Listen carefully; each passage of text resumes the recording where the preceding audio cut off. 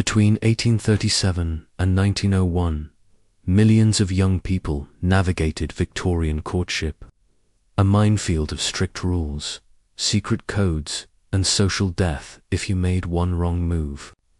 The stakes were impossibly high, but somehow people still managed to flirt, fall in love, and get married without dying of embarrassment. Here's what dating was really like in the Victorian era. Hey, quick thing before we start. If you actually listen to these regularly, hit like or subscribe. I always wonder where everyone's at, so comment your city and what time it is. Weird to think some of you are having breakfast in London while I'm recording this at night here in the States.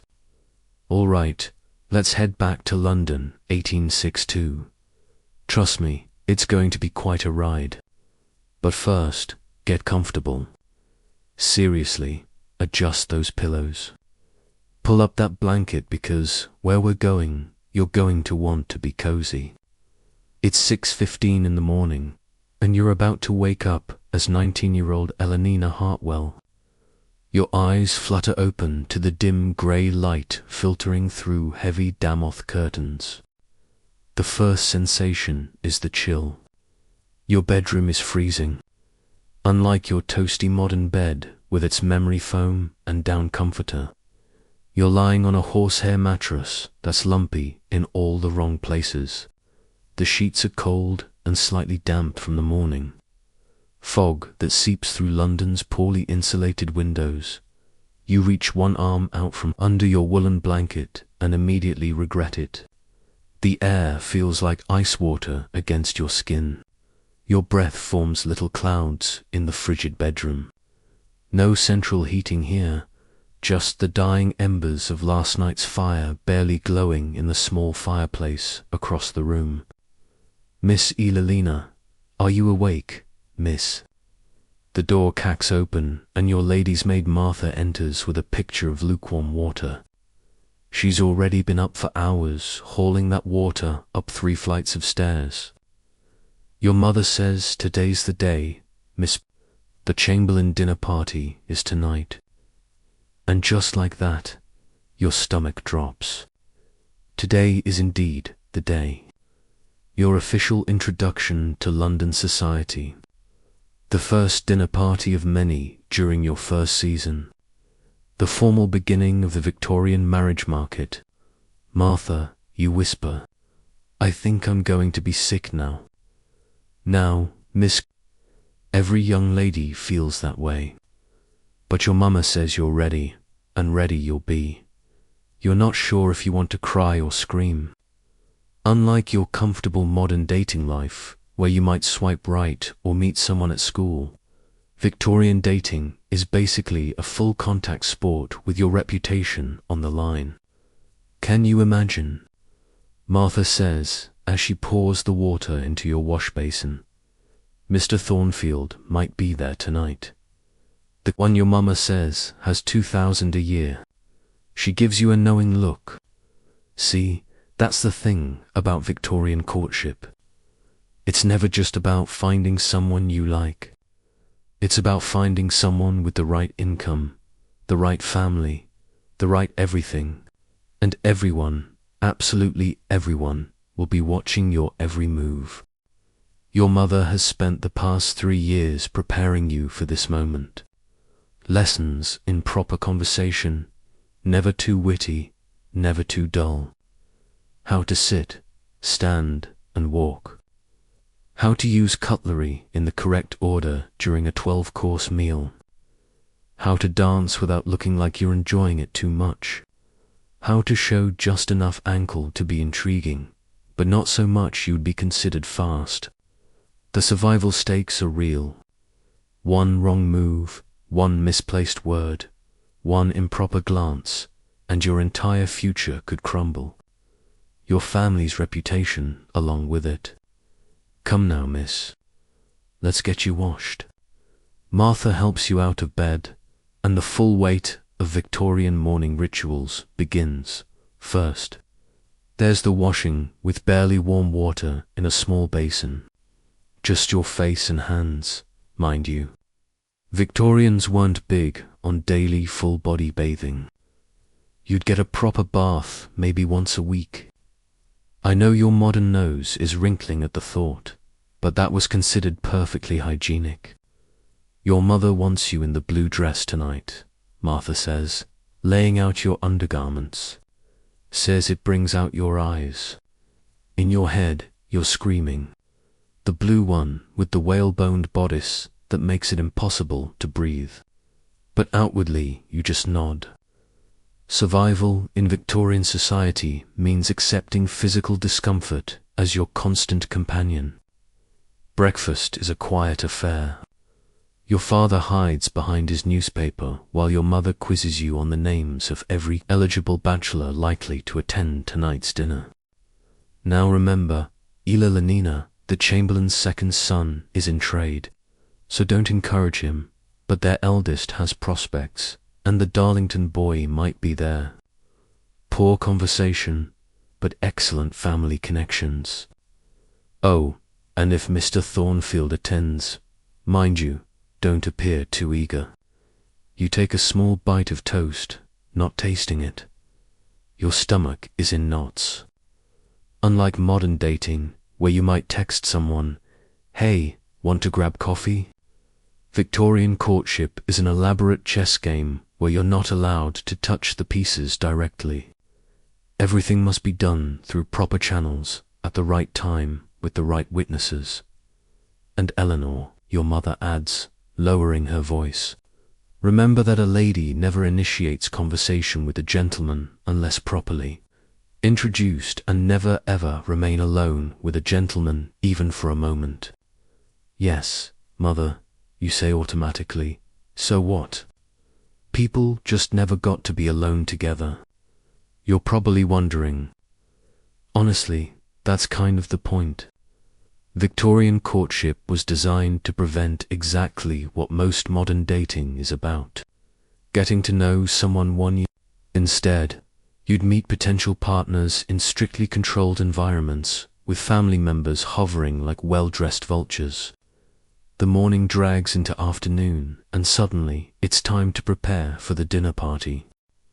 This isn't a quick shower and outfit change. Oh no, this is a 4-hour production.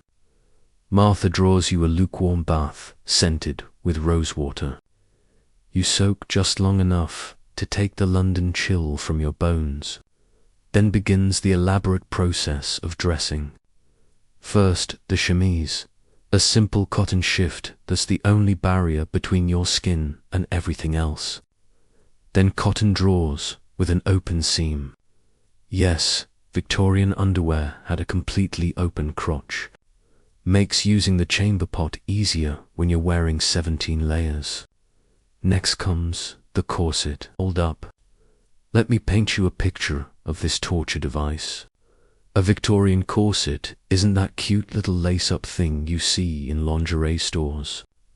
It's a heavy, steel-boned contraption designed to force your body into the fashionable silhouette. Tiny waist, pushed-up bosom, straight posture. Deep breath in, Miss Martha warns, before pulling the laces. You inhale as much as you can, gripping this bedpost for support. Martha pulls. The corset tightens like a boa constrictor, squeezing your ribs until they feel like they're touching your spine. Your lungs can only fill halfway now. Your lower ribs might actually bruise again. Miss, we need to get you down another inch for the blue dress. Another pull. Another notch tighter. By the time Martha's satisfied, you can only take shallow breaths from the very top of your lungs. Your waist is now unnaturally tiny. Your posture forcibly erect. This is how you'll spend the next 8 hours. Makes swiping on apps while lying on your couch in pajamas seem pretty appealing, right?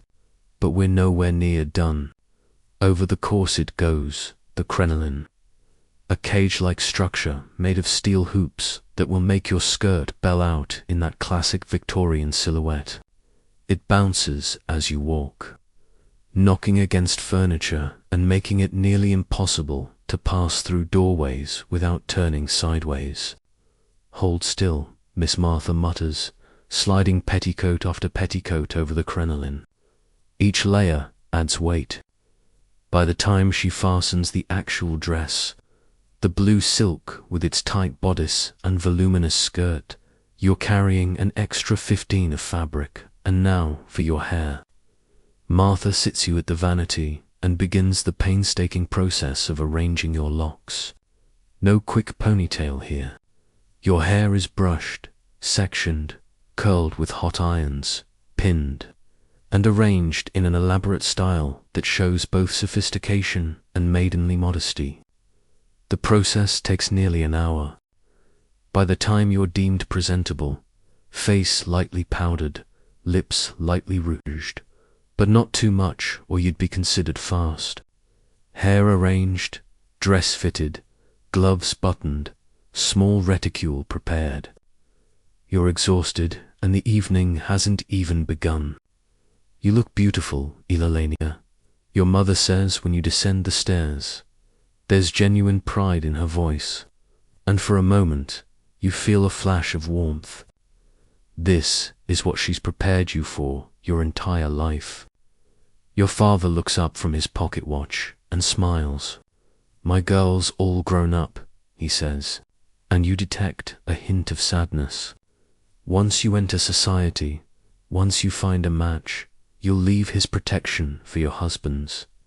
That's the Victorian way. The carriage ride to the Chamberlain's home is silent, filled with nervous anticipation. You stare out the window at London's gaslit streets, wondering which of the men you'll meet tonight might eventually become your husband, because that's the end goal here. Not dating for fun, not seeing where things go, but marriage, preferably by the end of the season. The Chamberlain's townhouse is ablaze with light when you arrive. Footmen in livery stand at attention as carriages deposit finely dressed guests at the entrance. Your father hands you down from the carriage, careful not to wrinkle your dress. Remember, chin up, your mother whispers as you approach the door.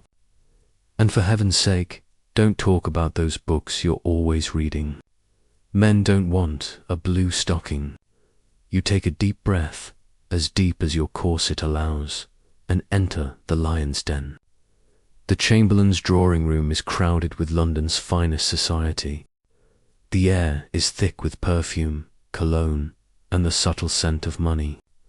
Crystal chandeliers throw dancing light across silk gowns and jeweled hair ornaments.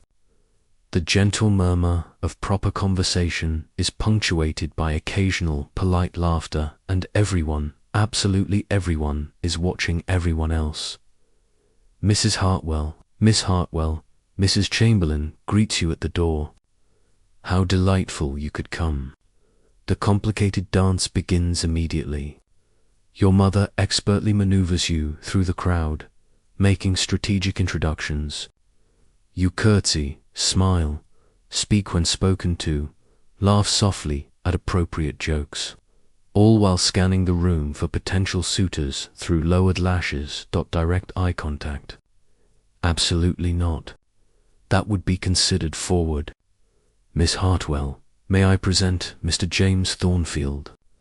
Your host introduces a tall, dark-haired gentleman who looks to be in his late 20s. This is the man your mother mentioned. £2,000 a year and excellent family connections. You curtsy, he bows.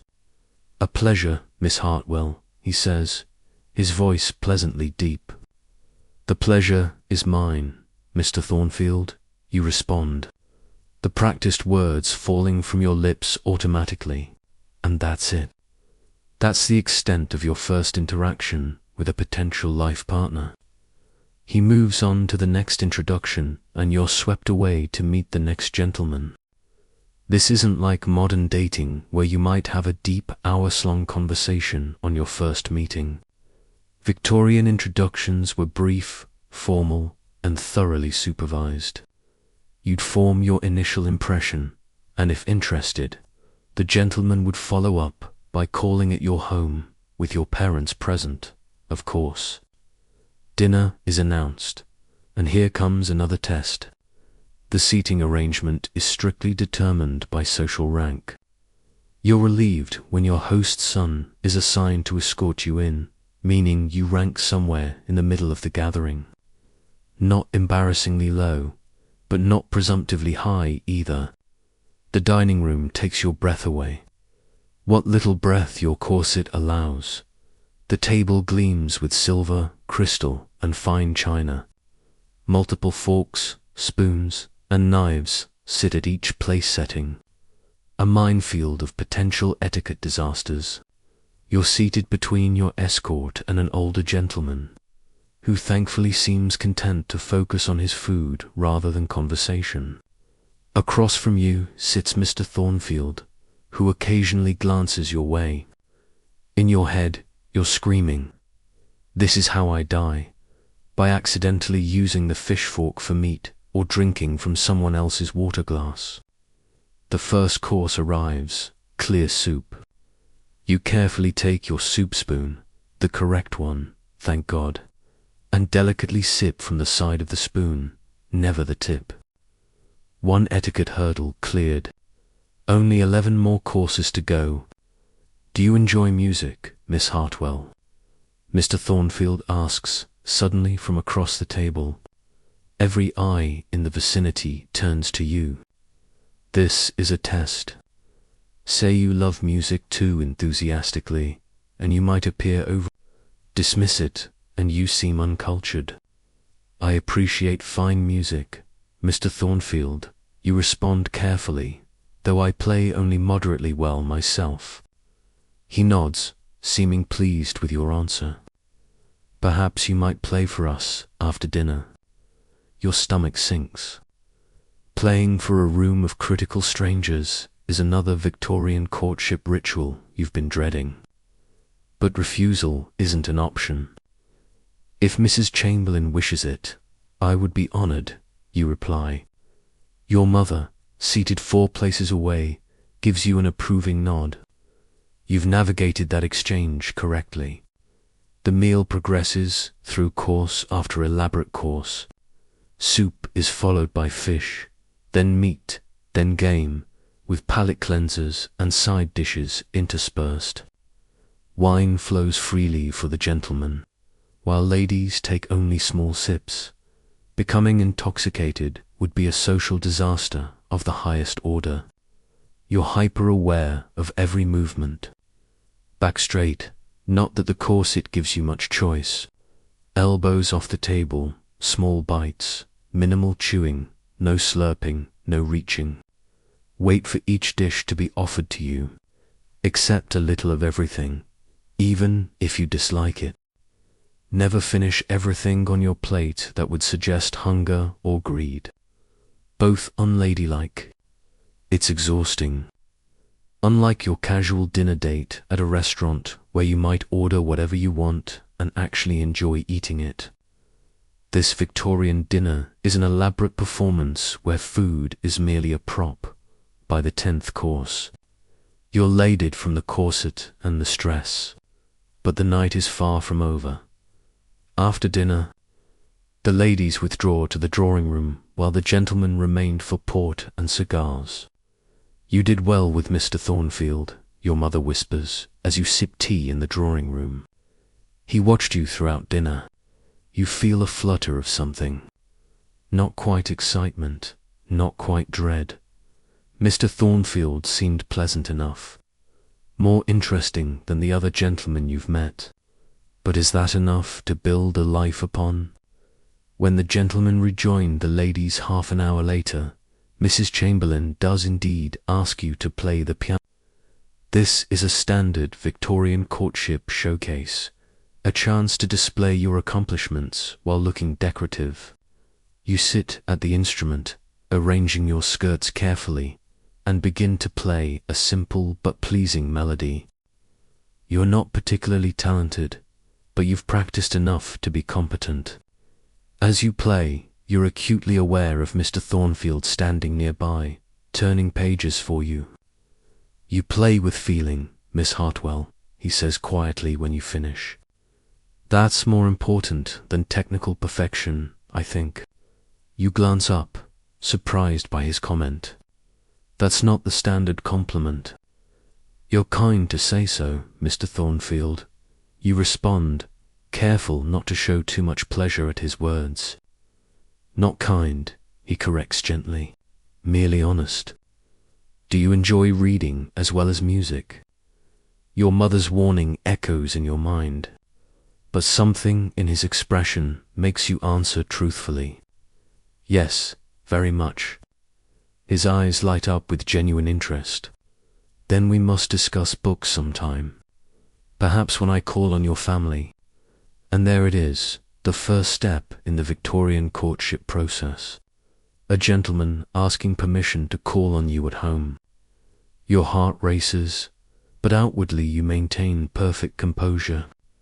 My parents welcome visitors on Tuesday afternoons, you say, the formal response coming automatically. He smiles, bows slightly, and moves away. The entire exchange took less than 2 minutes, but it's enough to set the courtship wheels in motion. By midnight, you're back home, exhausted, but unable to sleep as Martha helps unlace your corset. The relief is immediate and almost painful as blood rushes back to compressed areas. Well, miss, how was it? Martha asks, helping you into your nightgown. You think about the evening, the stress, the discomfort, the constant awareness of being watched and judged. But then you remember Mr. Thornfield's comment about reading, the genuine interest in his eyes. It was, you search for the right word, a beginning. As you slide between the cold sheets of your bed, you realize that Victorian courtship is a marathon, not a sprint. Tonight was just the first of many carefully orchestrated social encounters that might eventually lead to marriage. You drift off to sleep, wondering what Mr. Thornfield likes to read, and whether Tuesday is too far away. And as for you, lying in your comfortable modern bed with no corset in sight, be grateful that your dating disasters involve awkward text messages rather than social ruin. The Victorians somehow found love despite the rules, or perhaps because of them. The anticipation, the careful dance of approach and retreat, the thrill of a meaningful glance across a crowded room. There was magic there, even among the constraints. Sleep well, dreaming of a time when a turned fan or a carefully placed flower could speak volumes more than any dating profile ever could. Tuesday couldn't come fast enough. Ella Lenina spent the 3 days after the Chamberlain dinner in a state of nervous anticipation. Would Mr. Thornfield actually call? Had she imagined the interest in his eyes? Was her blue dress too forward? Not forward enough. The waiting game was a cornerstone of Victorian courtship. A far cry from today's instant text messages and dating apps. No, hey, I had fun last night, messages. No checking if he was active on social media. Just silence and endless speculation. Your posture, Ella Lenina, Mother reminded her at breakfast Monday morning. A gentleman notices how a lady carries herself. Ella Lenina straightened her already straight spine, pushing her shoulders back. Even at home, the physical constraints of Victorian womanhood never relaxed. Your breath catches imagining, being constantly aware of your posture, your facial expressions, your every movement being scrutinized, not just on dates all the time. Now, I've instructed Mrs. Wilson to prepare the good tea service tomorrow, her mother continued, spreading a thin layer of marmalade on her toast. And we'll have those small almond cakes. Nothing to elaborate. We don't want to appear as though we're trying to impress. The irony, of course, was that everything about Victorian courtship was designed to impress, while simultaneously pretending not to care. It was exhausting. Of course, Mr. Thornfield may not be the only caller, her mother added with calculated casualness. The Darlington boy seemed quite taken with you. Elena suppressed a grimace. Mr. Braid. Darlington had indeed stared at her throughout dinner, but had spoken exactly 3 words to her. Charmed Miss Hartwell. Not exactly the foundation for lasting affection. Mother Elenina ventured carefully. Do you think it proper to discuss books with Mr. Thornfield if he calls? He expressed an interest in literature. Her mother's eyes narrowed slightly. A passing comment, I'm sure. Gentlemen prefer to lead the conversation, Eleanor. A few modest opinions are acceptable, but remember, men don't marry women who challenge them intellectually. That night, lying in her bed, Ilelenia stared at the ceiling and whispered to herself, what if I want someone who welcomes a challenge? In your cozy modern bed, you're probably thinking, just be yourself, girl, but in Victorian England, being yourself was rarely an option, if yourself didn't conform to very specific standards. Tuesday morning dawned bright and clear, a rarity in London. Eleanor was up before Martha arrived, too nervous to sleep. The formal at-home hours for morning calls were between 3 and 5 in the afternoon, but preparation began much earlier. The house was in an uproar.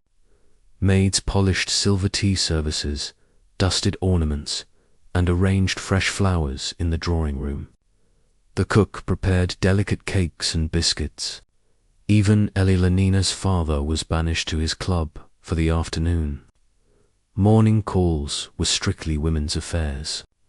Your Green Day dress, I think, her mother decided after breakfast, with the modest lace collar, fashionable but not too showy. Martha helped Eleanor dress with particular care. The green dress was mercifully lighter than her dinner gown, though still layered over a corset and petticoats. Her hair was arranged simply but elegantly, with a few loose curls framing her face. The Victorian version of I woke up like this. You look lovely, Miss Martha said, stepping back to admire her work. Not too eager, but pretty enough to catch any gentleman's eye. That was the perpetual balance. Being attractive without seeming to try, interested without being forward, accomplished without being threatening. Modern dating has its complications, but at least you can text. I had fun last night without risking social ruin. By 2 o'clock, Elenina sat in the drawing room with her mother, ostensibly working on embroidery while her stomach twisted with nerves. The embroidery hoop provided something to do with her hands, but more importantly, it was an acceptable activity that could be quickly set aside when visitors arrived. Remember to keep conversation light, her mother reminded her for the 10th time. The weather, music, perhaps art, if the gentleman seems cultured. Nothing controversial. Yes, mother, Elenina replied automatically, pricking her finger with the needle. A drop of blood welled up, and she quickly pressed her handkerchief to it. Blood on her embroidery would be noticed and remarked upon, possibly interpreted as carelessness, a quality no Victorian husband wanted in a wife. The clock ticked loudly in the silent room. 3 o'clock came and went. No visitors. It's early yet, her mother said, her own needle moving steadily through the fabric. Quality callers often come later in the afternoon. 3:15, 3:30. Nothing. Elenina's hopes began to sink. She'd misinterpreted Mr. Thornfield's interest. Or worse, her mother was right. No man wanted a woman who admitted to enjoying books. Then, at precisely 3:45, the doorbell rang. Both women froze, exchanged glances, then deliberately returned to their embroidery. Peering eager was the cardinal sin of Victorian courtship. A lady never rushed to the door, never showed excitement at a caller's arrival. That was what servants were for. Their butler, Harrison, appeared at the drawing-room door moments later, bearing a small silver tray with a calling card. "Mr. James Thornfield," he announced solemnly. Elenina's mother nodded regally. "We will receive him. Now, hold up. Let me explain how big a deal this little calling card was. In Victorian society, these small rectangles of cardstock were serious business. Basically, the original social network. A gentleman's card was rectangular and simple with just his name, while a lady's was larger and more ornate. When Mr. Thornfield handed his card to Harrison, he was formally requesting permission to enter their home. Had Elenina's mother been unimpressed by him or thought him unsuitable, she could have instructed Harrison to say they were not at home. The polite fiction used to refuse callers without outright rejection, but she had accepted the first small victory in the courtship dance. Harrison returned moments later with Mr. Thornfield, who stood formally in the doorway until invited further. "Mrs. Hartwell, Miss Hartwell," he said, bowing slightly. "I hope I find you well." "Quite well, thank you, Mr. Thornfield," Eleanor's mother replied. "Please do sit down." He sat in the chair indicated opposite the sofa where Elenina and her mother were seated, close enough for conversation, but at a properly respectable distance. Every physical position in the Victorian drawing room was calculated for propriety. "We are so pleased you could call," her mother continued, setting aside her embroidery. "Elenina dear, perhaps you might pour the tea." This was no small request. Pouring tea correctly was another test of a young lady's graces. Elenina moved to the tea table, grateful that her hands weren't visibly shaking as she lifted the heavy silver teapot. "How do you take your tea, Mr. Thornfield?" she asked, proud of her steady voice. "Just a touch of milk, no sugar, thank you," he replied, watching her hands as she prepared the cup. The ritual of tea serving was elaborate and meaningful, as Elenina handed him the cup, making sure their fingers didn't touch. As that would be scandalously forward, she noticed him studying her face with quiet interest. "I trust you've been enjoying the fine weather." "Mr. Thornfield," her mother asked, launching into the mandatory discussion of meteorological conditions that began all proper Victorian conversations. "Indeed, Mrs. Hart. Well, though I've been too occupied with business matters to fully appreciate it," he replied politely.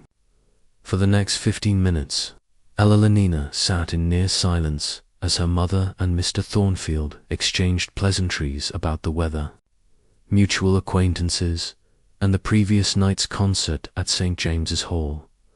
This was standard procedure. The first part of any call was directed by the senior lady present. Finally, her mother turned to Elenina. "My daughter was quite impressed by the Chamberlain's musical selections the other evening, weren't you, Elenina?" This was her cue to enter the conversation carefully, modestly, and without appearing too eager. "The Mozart was particularly well chosen," Elenina offered. Mr. Say Thornfield's expression brightened. "Do you enjoy Mozart, Miss Hartwell?" "I find his compositions most pleasing," she replied. The bland statement masking her genuine enthusiasm for music. "As do I, though I confess a preference for Beethoven's Passion," he said, then glanced at Mrs. Hartwell as if checking whether such a statement was acceptable. Elenina's mother nodded slightly, granting permission for the conversation to continue in this vein. "And what of literature, Miss Hartwell?" Mr. Thornfield asked, returning to the topic he'd broached at the dinner party. "Have you read anything of note recently?" Elenina hesitated, her mother's warning echoing in her mind. But something in Mr. Thornfield's expression, an earnestness, a genuine curiosity, emboldened her. I recently finished The Mill on the Floss, she admitted, though perhaps I shouldn't confess to reading such modern novels. In your head, you're thinking, George Eliot. That's her big scandalous reading.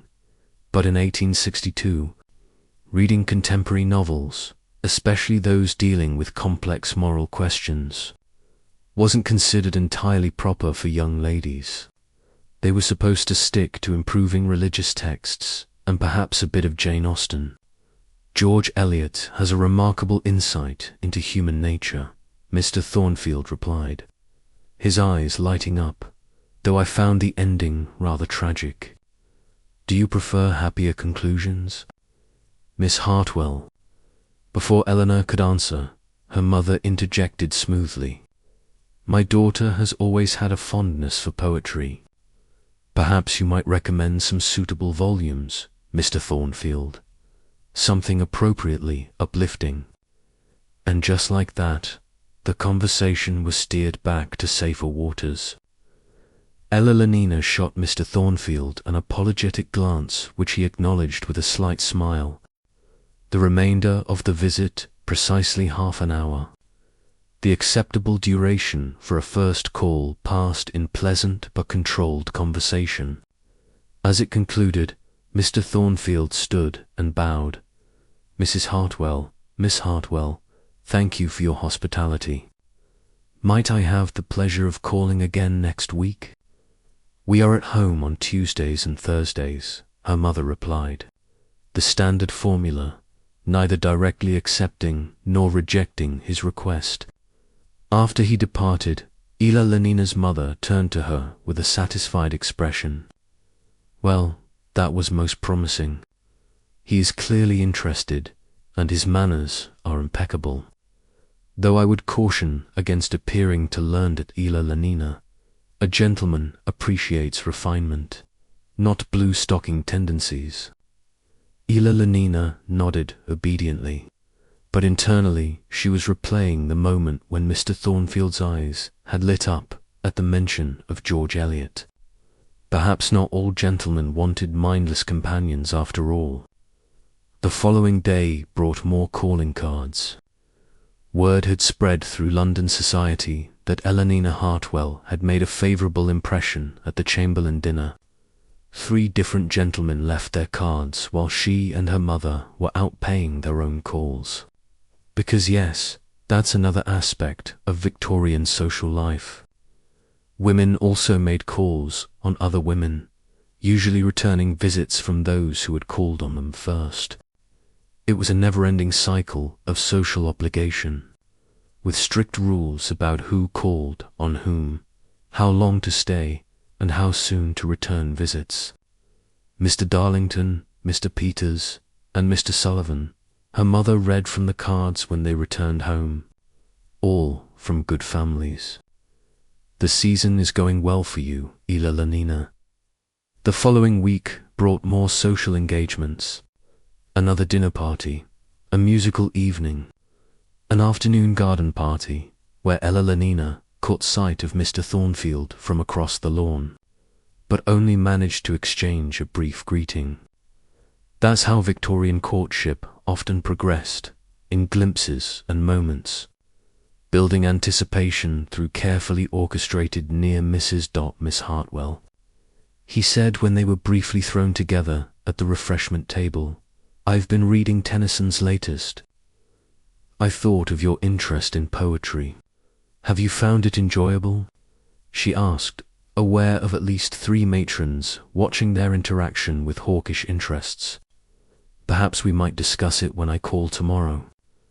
I look forward to it, she replied, then was immediately whisked away by her mother to meet an elderly countess.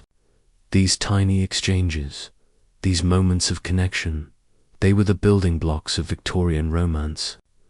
No long intimate conversations, no casual coffee dates, no private text messages, just public glimpses that slowly, gradually built interest and affection. When Tuesday came again, Ella Lenina found herself genuinely looking forward to Mr. Thornfield's call. This time she chose her own dress, a blue-green that complemented her eyes better than the plain green her mother had selected the week before. "That's rather bright for morning calls," her mother commented. "It's my favorite color," Ilalanina replied simply. Her mother sighed. "Very well. But do try to keep the conversation more general today. Mr. Thornfield seemed altogether too interested in your opinions on literature. As if that were a bad thing, you're thinking, and you're right. By modern standards, a man being interested in a woman's thoughts is the bare minimum, but in Victorian society, it was somewhat unusual, even potentially threatening to the established order. When Mr. Thornfield arrived precisely at the same time as his previous visit, Elalina noted with pleasure that he was carrying a small wrapped package. After the initial greetings and tea-pouring ritual, he said, "Mrs. Hartwell, I hope you'll forgive the liberty, but I've brought a volume of poetry I thought Miss Hartwell might enjoy." He presented the package to Elalina's mother, not to Elalina directly. Proper Victorian etiquette demanded that gifts to unmarried women be approved by their mothers first. Her mother unwrapped it carefully. A slim volume of Tennyson's Enoch, Ardon, and other poems recently published. "How thoughtful," she said, examining the book before passing it to Ali. "My daughter is fond of poetry, as I mentioned." Ilalanina accepted the book, careful not to appear too eager. "Thank you, Mr. Thornfield. This is most kind. I've marked a few passages I found particularly moving," he said, "though I'd be interested in your opinion on the entire work." He was asking for her thoughts, her genuine opinions. In the highly restricted world of Victorian courtship, this was practically a declaration. "I'll be sure to read it carefully," she promised. Their eyes met briefly, and in that moment something passed between them. Understanding, connection, possibility. Elalina quickly looked away, conscious of her mother's watchful gaze. The rest of the visit proceeded much like the first, though this time Elalanina's mother allowed the conversation to linger on literature a bit longer before steering it toward the upcoming ball at Thornton House. "I believe you're acquainted with the Thorntons, Mr. Thornfield?" her mother inquired. "Indeed, Sir William and I share some business interests," he replied. "Their ball is always a highlight of the season." "Elalanina has just received her invitation," her mother said proudly. Being invited to the Thornton ball was a mark of social acceptance. "Perhaps you might request a dance, Mr. Thornfield." This was forward even for a mother. But Mrs. Hartwell clearly saw promising potential in Mr. Thornfield. "It would be my honor," he replied, glancing at Elalanina. "If Miss Hartwell would do me the kindness of saving me a space on her dance card." "I should be delighted," Eleanor said, the formal response belying the flutter in her chest. As Mr. Thornfield prepared to leave, having once again stayed exactly half an hour, he said, "Mrs. Hartwell, would you permit me to escort you and Miss Hartwell to the Phillips musical swear on Friday evening? I understand it's to be a small gathering, and I believe we are all invited." This was a significant step forward in the courtship process.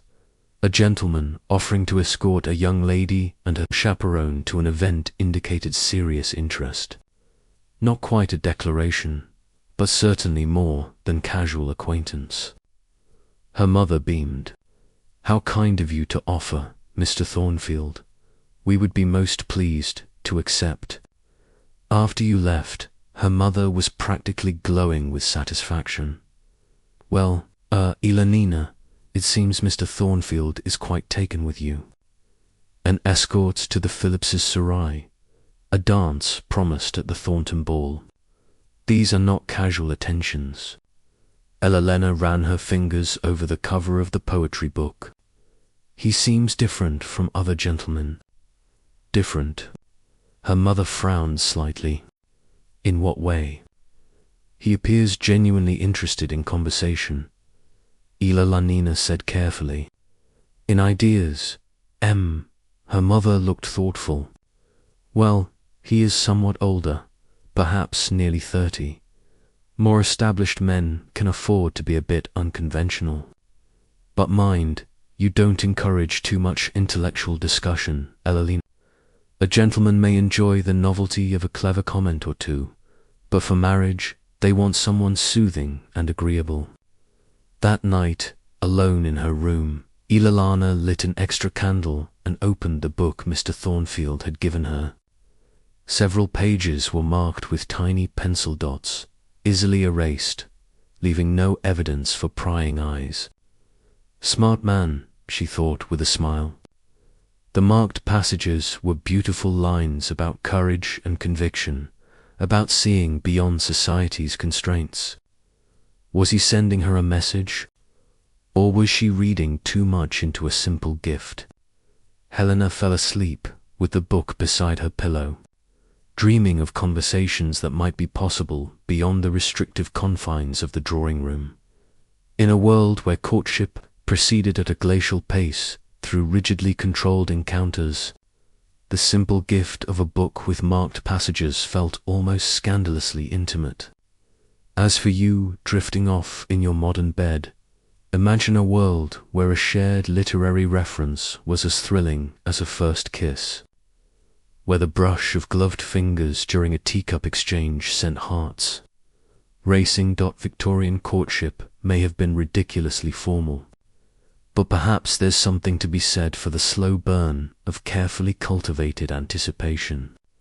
In our next chapter, Elalina will discover there's more to Victorian flirtation than just calling cards and chaperoned visits. The secret languages of fans, flowers, and gloves allowed couples to communicate under the very noses of their watchful chaperones.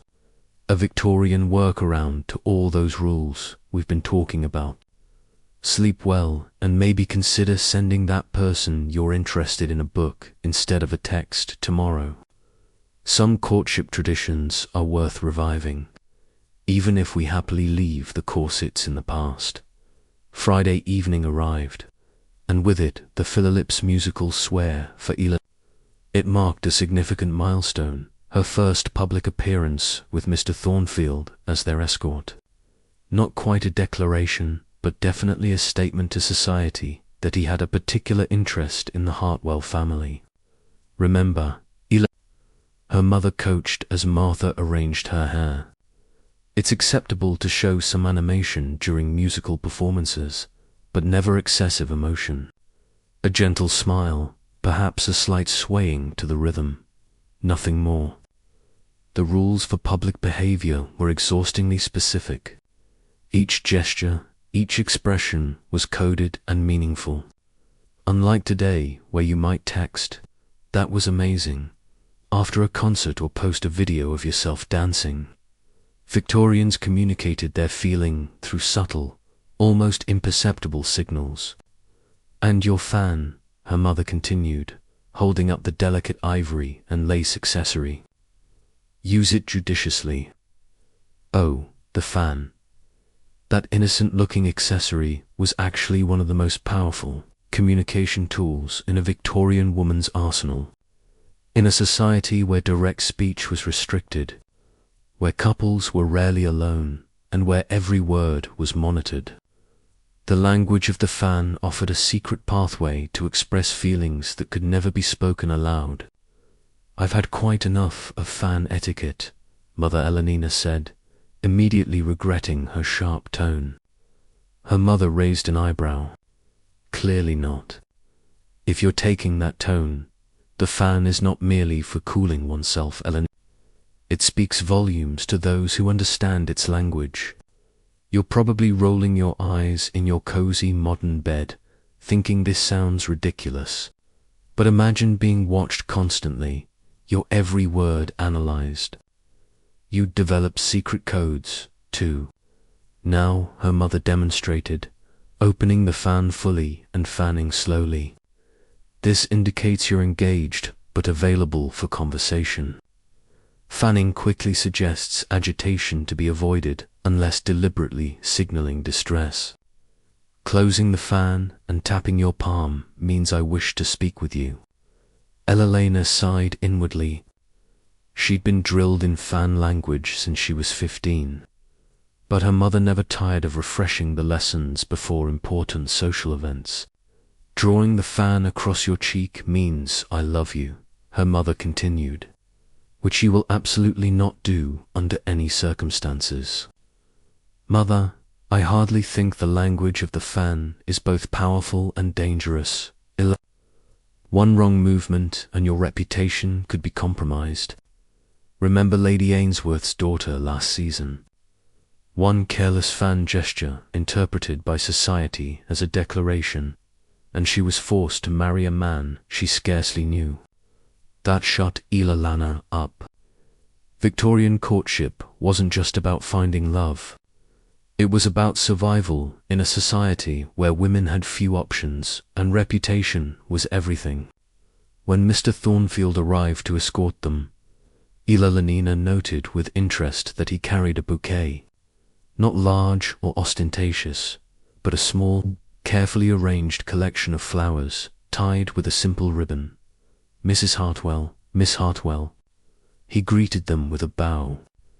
You both look lovely this evening. I took the liberty of bringing these. He presented the bouquet to Elelena's mother. Again, proper etiquette dictated gifts go through the chaperone first. Her mother examined the bouquet with a knowing eye. How thoughtful, Mr. Thornfield. Quite a charming selection.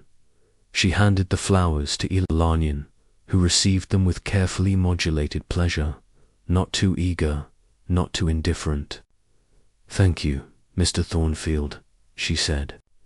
They're beautiful, and they were a tasteful arrangement of white roses, forget-me-nots, and lily of the valley, with a sprig of myrtle tucked almost invisibly among the blooms. To the casual observer, simply a pretty bouquet. But to anyone versed in floriography, the language of flowers, the message was clear. White roses for innocence and charm, forget-me-nots for true love and remembrance, lily of the valley for sweetness and the etern of happiness, and myrtle, the most telling inclusion for love and marriage. Elelena's cheeks warmed slightly as she recognized the message. Mr. Thornfield was no amateur at the courtship game. He was telling her in the most proper yet unmistakable way that his intentions were serious. I shall put these in water before we depart, she said, not quite meeting his eyes. Allow me, Miss Eleanor, Martha said, taking the bouquet. She gave Elelena a significant look. Martha, like most ladies' maids, was well versed in floral symbolism. Nothing escaped her notice. Shall we? Mr. Thornfield offered his arm to Mrs. Hartwell, as was proper. Elelena would follow slightly behind, maintaining the appearance that it was her mother he was primarily escorting. The Phillips home was already crowded when they arrived. Musical soirees were smaller than balls, but still significant social events with perhaps 40 or 50 guests instead of hundreds. A string quartet played in one corner of the drawing room, while clusters of people conversed in hushed tones. Mrs. Hartwell, Miss Hartwell, Mr. Thornfield, Mrs. Phillips greeted them warmly. How delightful you could come. We're just about to begin the first performance. They were shown to seats near the center of the room, a mark of status. Elelena sat beside her mother with Mr. Thornfield on her mother's other side. Even here, they would not sit directly next to each other. As the first performer, a young lady with a passable soprano voice began to sing. Elelena felt a strange prickling sensation. She was being watched. Glancing discreetly around the room, she caught the eye of Mr. Darlington, who had called at their home twice now. He nodded slightly, his gaze intense. Elena returned her attention to the singer, uncomfortable with Mr. Darlington's scrutiny. When the song ended, she applauded politely, then opened her fan, the signal that she was engaged, but open to conversation. During the brief intermission between performances, Mr. Thornfield made his way to their seats. "Miss Hartwell, are you enjoying the music?" he asked, standing at a proper distance. "Very much," she replied. "Miss Thompson has a lovely voice." "Indeed," he paused. "I see you brought your fan this evening." Elenina's heart quickened. Was he acknowledging that he understood fan language? "It can be rather warm in crowded rooms," she said carefully. "Indeed, it can," he agreed, a hint of a smile playing at his lips. "One must have ways to remain comfortable while still observing proprieties." Before she could respond, Mr. Darlington approached, inserting himself into their conversation with barely a nod to Mr. Thornfield. "Miss Hartwell, how charming you look this evening," he said, standing slightly too close. "That shade of blue is most becoming." "Thank you, Mr. Darlington," Elena replied instinctively, closing her fan partially, the signal that she wished to speak to him. But not alone. Mr. Darlington either didn't know fan language or chose to ignore it. "I had hoped to see you at Lady Russell's garden party yesterday. We had a prior engagement," Eleanor said. Glancing at her mother for rescue, Mrs. Hartwell was deep in conversation with an elderly matron and didn't notice her daughter's predicament. Mr. Thornfield, however, did. "I believe the next performance is about to begin," he said smoothly. "Miss Hartwell, might I escort you to your seat?" "Thank you, Mr. Thornfield," Elena said gratefully, accepting his arm in one of the few instances where a physical connection was permitted. The brief escort back to a seat in a crowded room. As they moved through the crowd, Elena felt Mr. Thornfield slip something into her hand, a small folded note. Her breath caught. Passing notes was scandalously forward, potentially ruinous if observed. She discreetly tucked it into her glove. The Victorian glove was another tool of secret communication. Messages could be hidden within them, and the way one wore or adjusted gloves sent signals. Dropping a glove was an invitation to a man to pick it up and thereby publicly declare his interest. Once, seated again beside her mother, Elenina waited through the entire next performance, an interminable pianoforte piece that seemed to have no end before she could risk reading the note. During the enthusiastic applause that followed, she pretended to adjust her glove and unfolded the tiny paper. In a neat, masculine hand were written for words, "Library." After next song, Elenina nearly gasped aloud. He was suggesting they meet privately, a shocking breach of propriety that could ruin her reputation if discovered. Yet the thrill that coursed through her veins was undeniable. She glanced at Mr. Thornfield, who was watching her from across the room.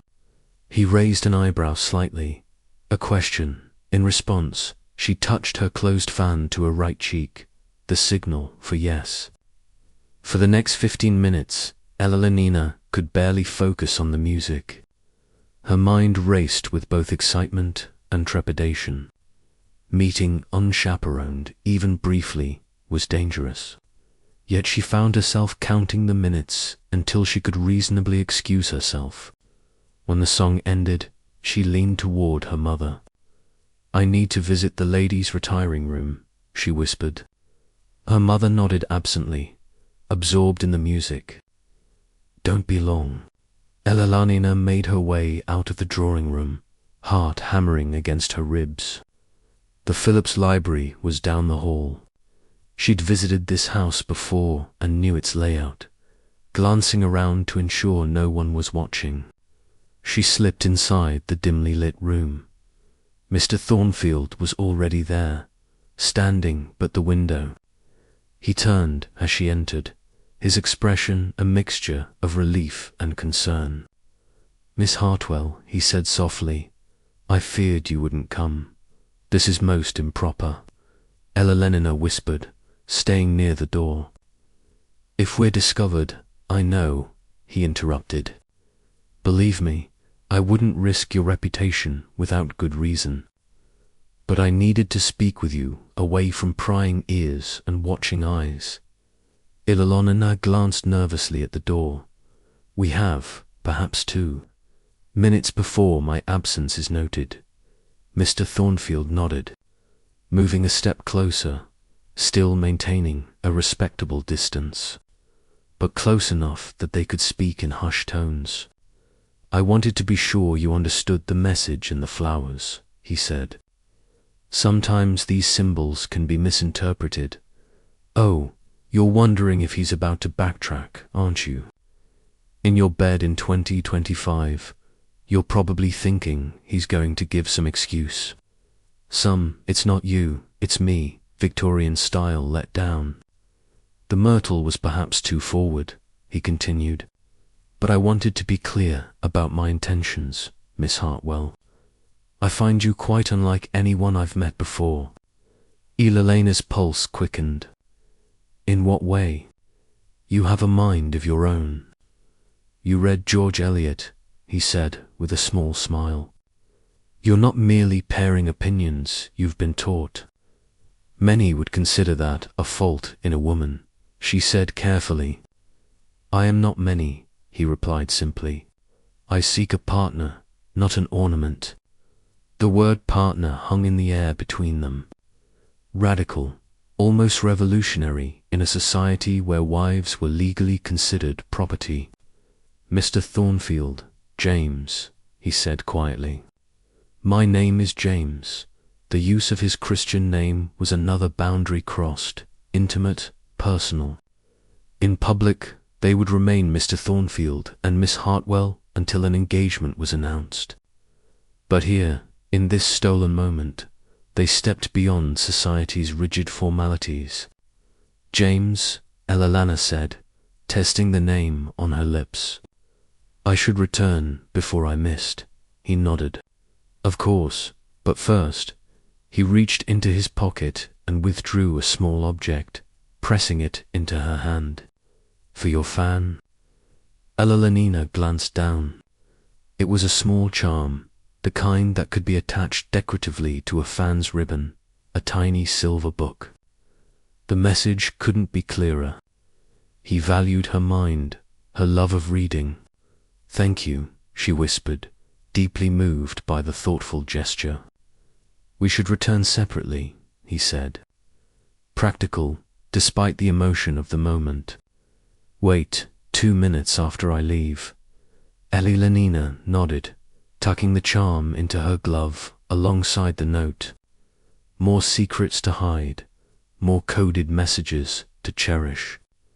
After he left, she counted slowly to 120, composing herself before returning to the drawing room. Her mother gave her a questioning look as she took her seat. "You were gone quite a while," she observed. There was a line.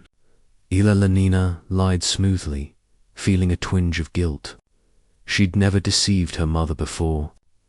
Yet here she was, hiding notes and charms in secret meetings. But that was Victorian courtship, a dance between public propriety and private connection, between social rules and personal desires. The elaborate codes of fans and flowers and gloves existed precisely because the rules were so restrictive that couples needed alternative means of communication. The rest of the evening passed in a blur. Eleanor was hyper-aware of Mr. Thornfield's presence across the room, of the weight of the charm in her glove, of the secret they now shared. When he escorted them home, everything was perfectly proper. He handed Mrs. Hartwell down from the carriage, bowed formally at their door, thanked them for the pleasure of their company. Yet When he took Ilanina's hand to help her from the carriage, he pressed it slightly. Another silent message that meant everything to her and would be invisible to observers. Until the Thornton ball, he said as he departed. I believe you promised me a dance, Miss Hartwell. Indeed, I did, Mr. Thornfield, she replied, the formal words belying the warmth in her eyes. Once in her bedroom, with Martha helping her undress, Elanina finally had a chance to examine the charm properly. It was exquisitely made, clearly expensive, despite its small size. That's a lovely trinket, miss, Martha commented, eyeing it curiously. A gift. Yes, Ilanina admitted, seeing no point in hiding it from Martha, who knew all her secrets anyway. From Mr. Thornfield. Martha smiled knowingly as she unlaced Ilanina's corset. He seems a good sort. Not like that Mr. Darlington who keeps calling. There's something not quite right about that one, if you don't mind my saying so. I don't mind at all, Elena said, breathing deeply as the corset loosened. I find Mr. Darlington rather intense. Some might call it persistent, Martha observed, helping Ilanina into her nightgown. Some might call it something else entirely. Elanina sat at her vanity as Martha brushed out her hair. What do you mean? Just that Mr. Darlington has been asking questions about you in the servants' hall when he calls. Wants to know your habits, your preferences. More than usual interest, if you take my meaning. This was concerning. The servants' network was an invisible but powerful force in Victorian society. Information flowed freely below stairs, and a gentleman pressing servants for details about a young lady was overstepping boundaries. Thank you for telling me, Martha Elena said thoughtfully. I'll be careful around him. After Martha left, Ilanina examined her bouquet, now arranged in a vase on her nightstand. The flowers were beginning to droop slightly, their message fading with their freshness, but the charm that was permanent, a token she could keep. She attached it to a fan's tassel, where it would be visible to those who knew to look for it. At the Thornton ball, she would carry this fan, and Mr. Thornfield would see that she had accepted his gift, his message. As she drifted off to sleep, Elena reflected on the day's events. In the space of a few hours, her courtship with Mr. Thornfield had accelerated dramatically. From proper public interactions to secret notes and meaningful gifts, the rules of Victorian society still constrained them, but they had found ways to communicate beneath the surface, using the very tools designed to maintain propriety to express deeper feelings. You, tucked in your modern bed, might find it all absurdly complicated. Why not just say what you feel? Why the elaborate codes and signals? But perhaps there's something to be said for a society that valued restraint, that understood the power of subtlety, when every glance, every gesture carried weight. Nothing was casual, nothing thoughtless. In a world of instant messages and swipe-right dating, maybe we've lost something of that delicious anticipation, that careful consideration before expression. The Victorians may have taken it to extremes, but the principle remains. What's difficult to obtain is often more highly valued. Sleep well, dreaming of a time when a simple fan could speak volumes, when flowers carried messages, and when a chance to say someone's Christian name felt as intimate as a kiss does today. The Thornton ball awaits in our next chapter, the highlight of Elanina's season, where dances are promised, reputations are made and broken, and the language of the ballroom brings its own set of thrills and perils. Victorian courtship is about to move from the drawing room to the dance floor, where new rules and new opportunities await our couple. The week before the Thornton ball was a flurry of preparation for Ella. This wasn't just any social event. It was the event of the early season, the one where reputations were cemented and courtships either flourished or withered under society's collective gaze. Your dance card must be properly managed, her mother instructed over breakfast 3 days before the ball. Accept no more than 2 dancers from any gentleman, including Mr. Thornfield. Elelanina looked up from her toast. Even though he's escorted us to the Phillips as soiree. Especially because of that, her mother replied firmly. Society is already noting his particular attention. To dance more than twice would suggest an understanding exists between you. That was Victorian. Code for everyone will think you're practically engaged, which would be scandalous without a formal announcement. Unlike today, where you might post a relationship status update or introduce someone as your boyfriend after a few dates. Victorians moved at a glacial pace through carefully defined stages. And what of Mr. Darlington? He's called 3 times now. Elilana couldn't keep the reluctance from her voice. His family connections are impeccable, her mother said pointedly. You would do well to encourage him, Eleanor sighed. The marriage market aspect of Victorian courtship was inescapable. Mr. Sirrington might make her uncomfortable, but his social standing made him a good prospect in her mother's eyes. The morning of the ball dawned with unexpected sunshine streaming through London's perpetual haze. Alina woke early, too nervous to sleep. Tonight would be different from dinner parties or musical evenings. Tonight she would dance with Mr. Thornfield, their bodies moving in choreographed patterns that, while rigidly proper, allowed for a closeness rare in Victorian society. "You're awake already, miss?" Martha asked, entering with the morning water. "Excited for tonight, are we?" "Anxious might be a better word," Elena admitted, sitting up in bed. Martha grinned. "Well, we've got your best gown ready. You'll outshine every girl there. If you don't mind my saying so, preparations for a ball-maid dinner party. Preparations look casual in comparison." Elelanina spent the entire day getting ready, not because she was vain, but because Victorian beauty standards demanded it. First came the bath, this time with special French-milled soap scented with roses. Then a rigorous hair washing, a weekly event, at most in Victorian times, followed by hours of drying by the fire. No hair dryers here, just patience and strategic placement near heat sources. Lunch was light, barely a few bites. Because tonight's corset would be laced tighter than usual, by mid-afternoon, the serious preparations began.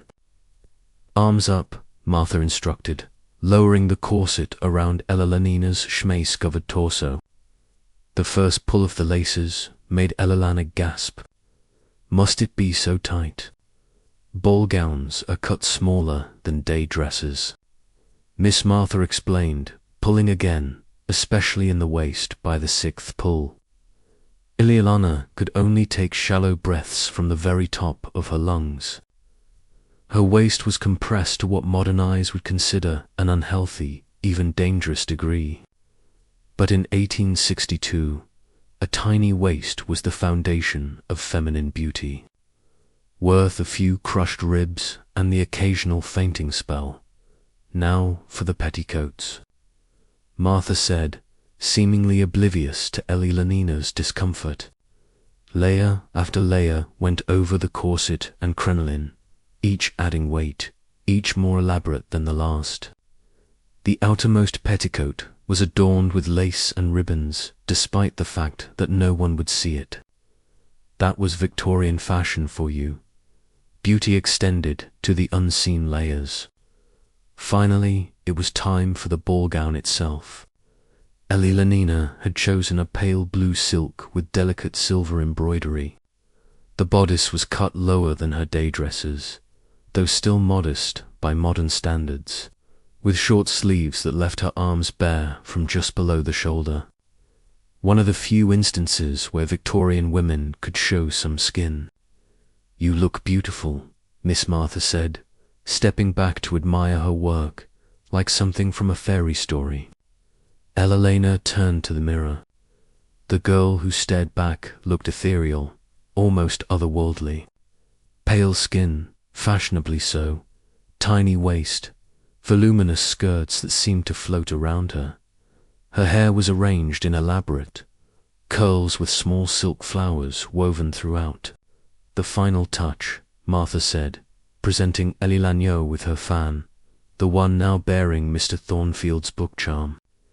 Elena took it, running her finger over the tiny silver book. "Thank you, Martha. Now remember what your mother taught you," Martha said with a wink. Fan language is powerful in a ballroom. When Elena descended the stairs, her parents were waiting in the entry hall. Her father looked up from his pocket watch and stared, momentarily speechless. "My dear," he said finally, "you're a vision." Her mother circled her appraisingly. "The neckline sits well. The waist could be tighter, but it will do. Remember your posture throughout the evening, Ela. No slouching, even during the longest dances." As if slouching were possible in a corset this tight, Elena thought, but didn't say. Their carriage joined the line of vehicles approaching Thornton House. Gas lamps illuminated the grand entrance, where footmen and elaborate livery assisted ladies from there. Carriages. Music drifted from the open windows, along with the gentle murmur of polite conversation and the occasional burst of laughter. "Now remember," her mother whispered as they approached the receiving line, "your dance card should include a mix of established gentlemen and new acquaintances. Too many dancers with familiar partners suggest limited appeal. Too many with strangers suggest improper eagerness." Elena nodded automatically. The rules were endless, contradictory, and exhausting. Imagine if modern dating apps came with 300-page instruction manuals on exactly how to swipe, when to message, and what photos to post. All with the threat of social ruin if you got it wrong. The Thornton ballroom took Elena's breath away. What little breath her corset allowed. Massive crystal chandeliers cast prismatic light across polished floors. Hothouse flowers filled every corner, their heavy scent mixing with perfume cologne, and the subtle undertone of perspiration from dancers who had already completed several sets. Along one wall, chairs were arranged for chaperones and older ladies. The opposite wall featured long windows opening onto a terrace, offering blessed relief from the heat of the ballroom. A raised platform held the orchestra, at least 20 musicians in formal attire. Almost immediately, Elena was approached by a young man she recognized from the Chamberlain dinner. "Miss Hartwell," he bowed slightly. "Might I request your name on my dance card for the first quadrille?" And so it began. The careful negotiation of the dance card, a small booklet attached to her wrist by a silk cord. Each dance of the evening was pre-printed on its pages, with space beside each for a gentleman's name, filling. This card was a delicate balance of strategy, obligation, and genuine preference.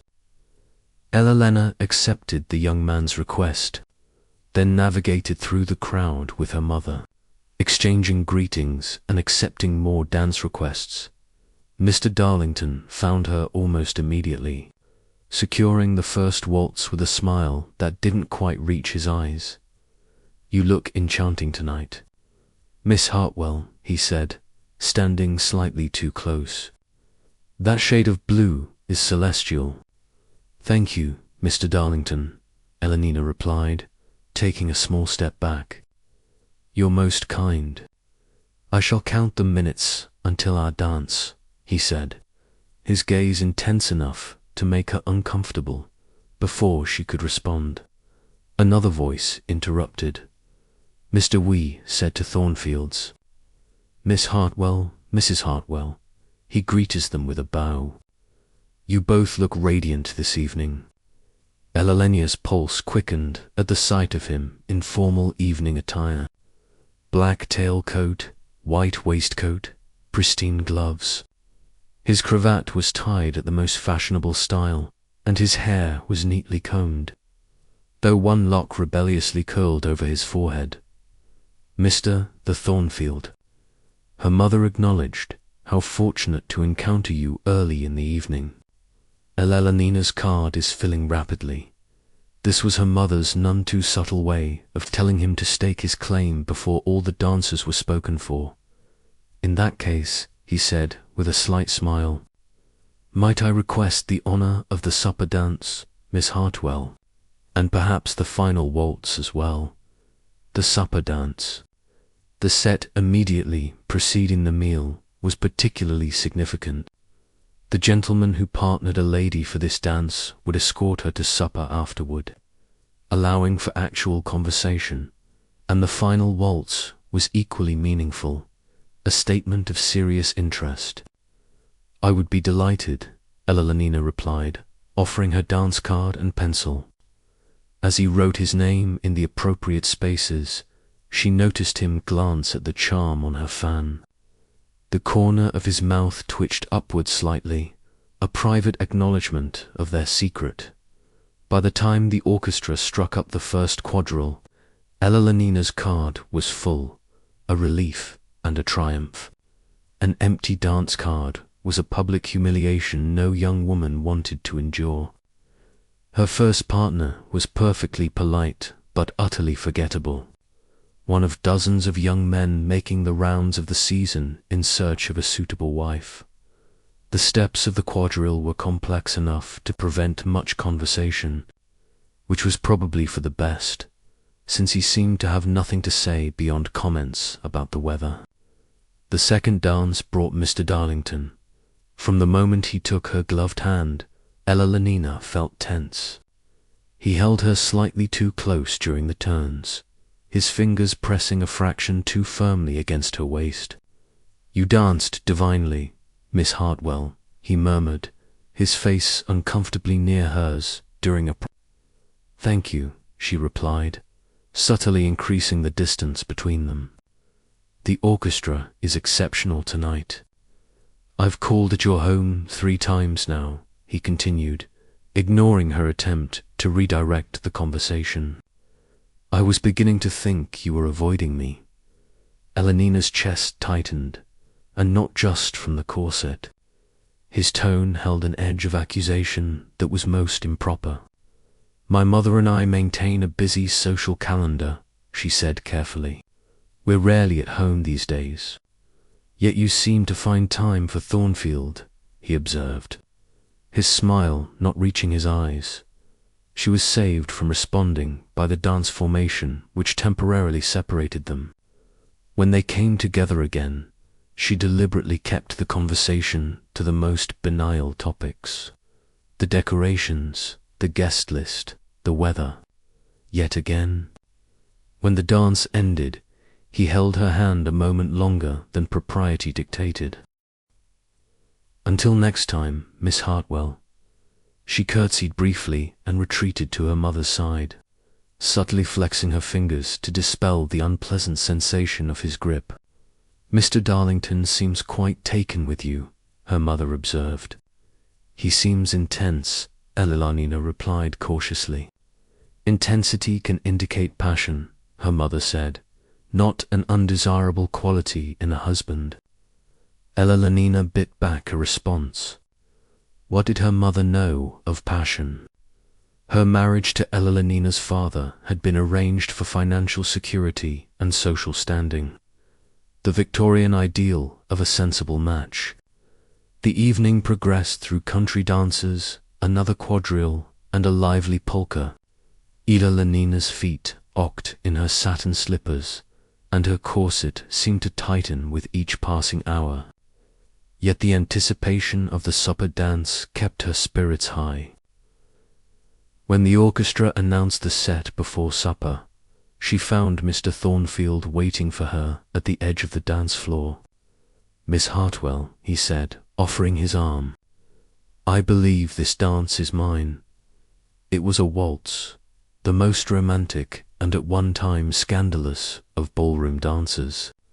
Though fully accepted by the 1860s, it still carried a hint of daring, being one of the few dances where a couple remained in closed position throughout.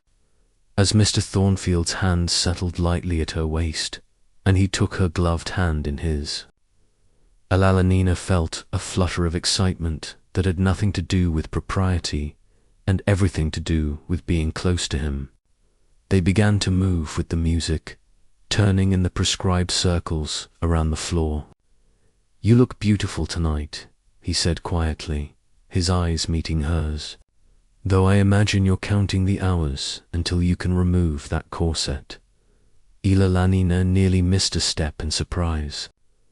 Gentlemen simply didn't acknowledge the existence of ladies' undergarments, even indirectly. "Mr. Thornfield," she gasped, half scandalized, half amused. "Forgive me," he said, though he didn't look particularly sorry. "I have sisters. I'm well aware of the torture society inflicts on women in the name of fashion." "It's worth the discomfort," she replied, "for special occasions." "Is this a special occasion?" he asked, his tone light, but his eyes serious. "I believe it might be," she admitted. They danced in silence for a moment, the music swelling around them. Despite the dozens of couples on the floor, the hundreds of eyes watching, Alalina felt as though they were somehow alone, enclosed in a bubble of understanding. "I've been reading Tennyson," she said finally, "the volume you gave me. And what did you think of the passages I marked?" "I think," she said carefully, "that you have unconventional ideas about a woman's place in society." He smiled. "Is that a criticism or an observation?" "Neither, perhaps a hope." The dance ended too soon. As the final notes faded, Mr. Thornfield offered his arm to escort her to supper. This was the expected progression. The dance partner led his lady to the supper room where they would share a meal and conversation. The supper room was arranged with small tables, allowing for semi-private conversations that would be impossible in the ballroom. Still, propriety was maintained. No couple sat completely alone, and chaperones circulated continuously. Mr. Thornfield secured a table in a relatively quiet corner and fetched a plate for Alalina, another rare opportunity for him to demonstrate attentiveness. Victorian ladies never served themselves at public functions. "Thank you," she said, as he placed before her a modest selection of cold meats, fruit, and a small pastry. He sat across from her, not too close, but close enough for conversation without being overheard. "Have you been enjoying the ball, Miss Hartwell?" "Very much," she replied, "though I confess the continuous dancing is rather tiring. Perhaps we might step onto the terrace after supper," he suggested. For a breath of fresh air, Alalina hesitated. The terrace would be chaperoned, of course, but it offered more privacy than the ballroom or supper room. Going there with Mr. Thornfield would be a signal to society that she welcomed his particular attention. That would be lovely, she decided. Their supper conversation ranged from music to literature to the latest exhibit at the British Museum. Safer topics than personal feelings, but revealing in their own way.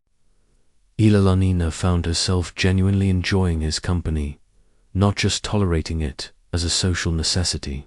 "Shall we?"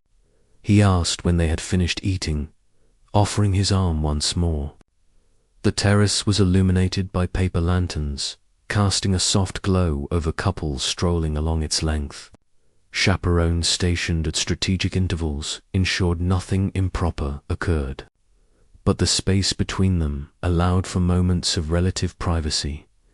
The night air was blessedly cool after the heat of the ballroom.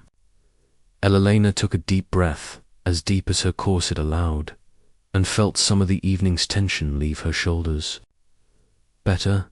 Mr. Thornfield asked, noting her relaxed expression. "Much," she admitted, "though I shouldn't complain. These evenings are what we prepare for, after all.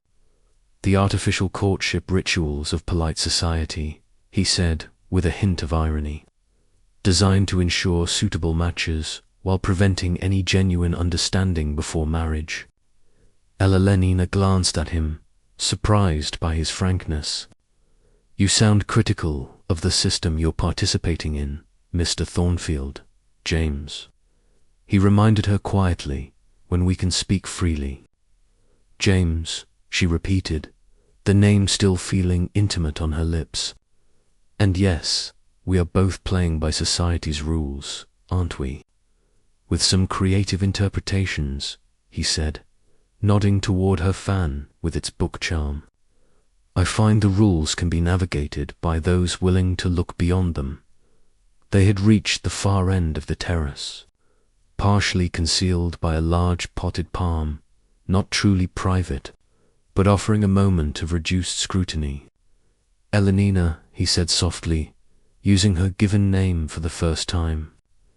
"I need to be clear about my intentions."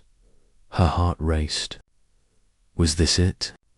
The declaration that would move their courtship to the next formal stage? "I intend to call on your father next week," he continued, "to request his permission to court you officially." Not quite a proposal, but a significant step, a formal acknowledgement of his interest, moving their relationship from the realm of possibility to stated intention. "I would welcome that," she replied, her voice barely above a whisper. He smiled, his relief evident. "I had hoped, but one can never be certain, especially when other gentlemen are showing such marked interest." "You mean Mr. Darlington?" Elena said, "among others?" Though he seems particularly persistent. Elena hesitated, then decided to share her concerns. "He makes me uncomfortable. There's something improper about his attention." James frowned. "Has he been inappropriate?" "Nothing I can specifically identify," she admitted. "Just a feeling, and Martha mentioned he's been asking questions about me among the servants." "That is concerning," James said, his expression darkening. "Perhaps your father should be informed." "Perhaps," Eleanor agreed, "though I have no proof of anything beyond persistent attention." "I'll speak with your father regardless," James said, "and make my intentions clear. That often discourages less serious suitors." The sound of the orchestra tuning up drifted from the ballroom, the signal that dancing would resume soon. "We should return," Elena said reluctantly. "My mother will be looking for me, of course." He offered his arm once more. "But I believe you promised me the final waltz as well." "I did indeed." She smiled, placing her hand on his arm. They rejoined the crowd in the ballroom just as the next set was forming. Elena's dance card called for a country dance with an elderly baronet, a courtesy inclusion suggested by her mother. As James escorted her to her partner, he squeezed her hand briefly. Another of those small, private communications that meant everything. The remainder of the evening passed in a blur of music, movement, and meaningless conversation. Elena danced each dance dutifully, smiled at compliments, and answered polite inquiries. But her mind was fixed on the final waltz and on James's declaration of intent. When the orchestra announced the last dance of the evening, she found herself suddenly nervous. The final waltz was weighted with significance. Everyone would be watching. Everyone would understand that Mr. Thornfield had claimed this symbolic position. He appeared at her side as if conjured by her thoughts. "Miss Hartwell," he said formally, conscious of the eyes upon them, "may I have the honor?" "The pleasure is mine, Mr. Thornfield," she replied, equally formal. As they took their positions on the floor, Elenina was acutely aware of her mother's satisfied expression, of Mr. Darlington's scowl from the edge of the room, of the speculative glances from other guests. By tomorrow, their names would be linked in the gossip that fueled London society. The music began, a lilting, romantic melody that seemed to envelop them as they moved across the floor. Despite the propriety of their hold, the carefully maintained space between their bodies, there was an intimacy to this dance that couldn't be denied. "Are you concerned about the speculation this will cause?" James asked quietly as they turned. "No," Elenina replied honestly. "Are you?" "I welcome it," he said. "It aligns with my intentions." As the final notes of the waltz faded, James bowed and Elenina curtsied. The formal conclusion to their dance and to the evening, but the look that passed between them held the promise of what was to come. His formal request to court her, the shifting of their relationship from possibility to probability, the first true step toward a life together. In the carriage ride home, Elenina's mother was unusually quiet, simply patting her daughter's hand with a satisfied smile. Her father dozed in the corner, exhausted by an evening of polite conversation with business associates and their wives. When they reached home, Elenina was never more grateful for Martha's quick fingers, as she unlaced the tortuous corset and helped her out of the layers of her ball gown.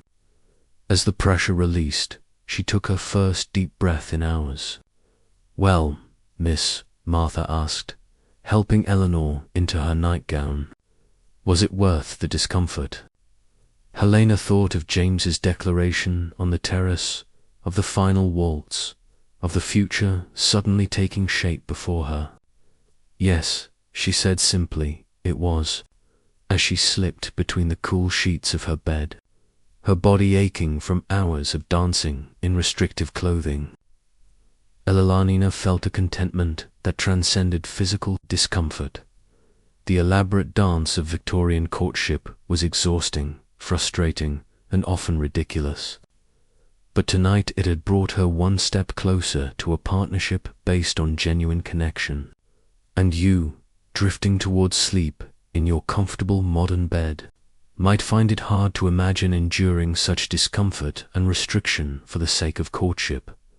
No corsets crushing your ribs, no dance cards limiting your choices, no chaperones monitoring your every interaction. Yet perhaps there's something to be said for a system that valued patience and progression, that understood the power of anticipation and the beauty of gradual revelation. Sleep well, dreaming of ballrooms where every step, every glance, every touch of hands carried meaning.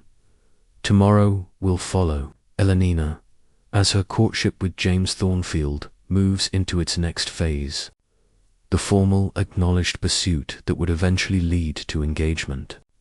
Assuming, of course, that Mr. Darlington doesn't have other plans.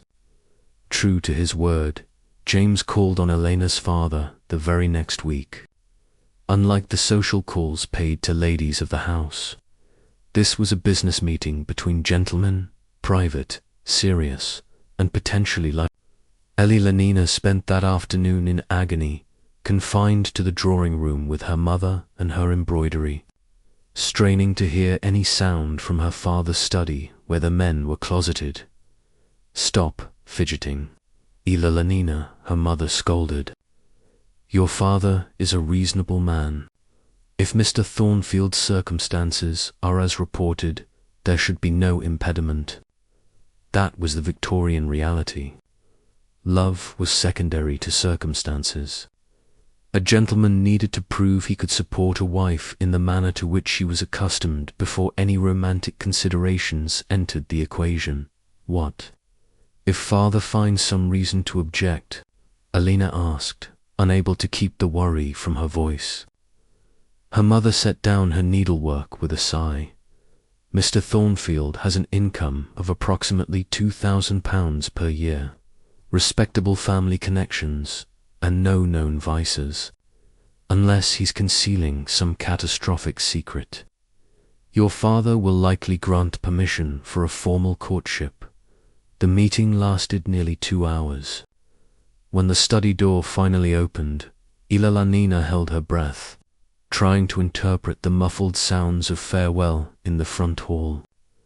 Her father appeared in the drawing-room doorway, his expression unreadable. "Mr. Thornfield has departed," he announced, and her mother prompted. A small smile broke through his serious demeanor. "And I have given him permission to court Ilalanina formally." Ilalanina's heart leaped, though she maintained her outward composure. A lady never showed excessive emotion, even at life-changing news. "He seems a sensible young man," her father continued, settling into his favorite chair. "Good head for a business. His investments are sound, his property I see no reason to object to the match should it progress to that stage." That was high praise from her practical father, an acknowledgement that James met the financial and social requirements for a suitable husband. Did he? Elalena hesitated. Did Mr. Thornfield mention when he might call again? Her father's eyes softened as they met hers. "Tomorrow afternoon." He asked specifically if he might take you for a carriage ride in the park properly chaperoned. Of course, a carriage ride. This was a significant step in Victorian courtship, a public declaration of serious intent. Couples seen driving together in Hyde Park during the fashionable hour were understood to be in their final stages before engagement. "That would be lovely," Elanina said, struggling to keep her voice even. "I shall accompany you," her mother declared. A mother is the most appropriate chaperone for such excursions. The following day brought sunshine and mild temperatures, perfect weather for a park outing. Ilalanita chose her second-best day dress. Wearing one's finest for a mere carriage ride would appear too eager, and a bonnet that framed her face becomingly without being ostentatious. "The blue parasol, I think," her mother decided as they prepared to receive their visitor. "It complements your complexion." Parasols served dual purposes in Victorian courtship, protecting a lady's skin from the sun, pale complexions being fashionable, while providing a prop for subtle flirtation. The way a woman held her parasol, twirled it, or tapped its tip, could convey messages to an attentive suitor.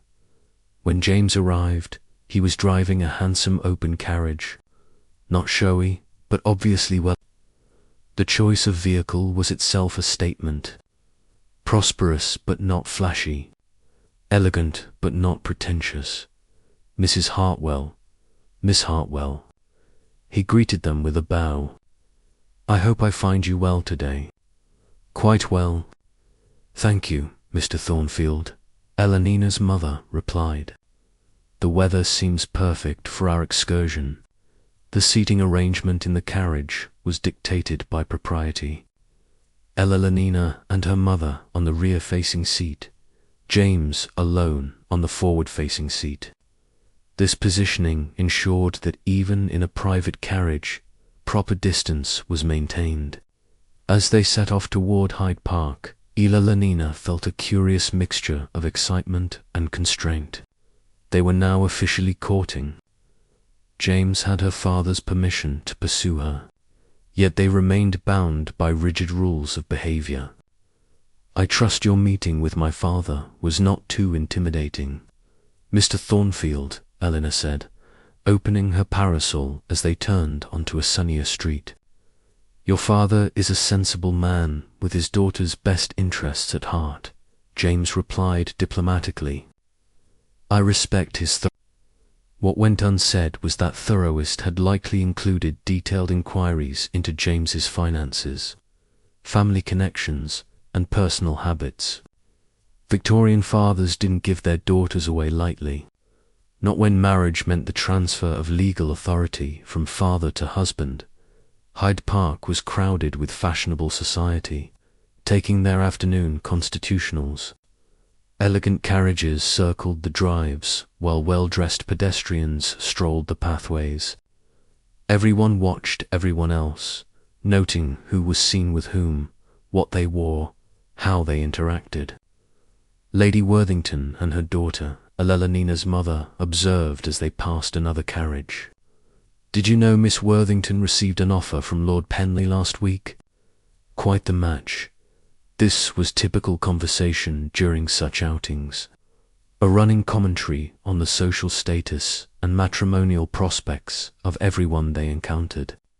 For modern years, it might sound like gossip, but in Victorian society it was market research, keeping track of who was available, who was spoken for, and what constituted a good match. "Miss Hartwell," James said, turning the conversation, "I've been reading that volume of Browning you recommended. I find his perspective on love quite revolutionary." Eleanina brightened at the shift to a more interesting topic. His belief that love should be based on mutual respect and shared intellect rather than mere convenience is rather modern, isn't it? Eleanina, her mother cautioned. Perhaps Mr. Thornfield would prefer to discuss something less academic. The new construction along the Serpentine, perhaps. James caught Eleanina's eye briefly, a shared moment of understanding passing between them. "Actually, Mrs. Hartwell, I find Miss Eleanina's literary insights quite refreshing. Too few young ladies form their own opinions on what they read." Her mother looked somewhat taken aback, but not displeased. A gentleman expressing admiration for her daughter's mind was unexpected but not unwelcome as they completed their circuit of the park. Eleanina was acutely aware of the many eyes watching their progress. By evening, word would spread through London society that Miss Hartwell and Mr. Thornfield were officially courting. The carriage ride was both a private pleasure and a public announcement. "I wonder if I might call tomorrow," James said as he handed them down at their front door after the drive. "I've acquired tickets for the new exhibition at the Royal Academy. Perhaps you both might enjoy viewing the artworks. Another public outing." Another statement of serious intent.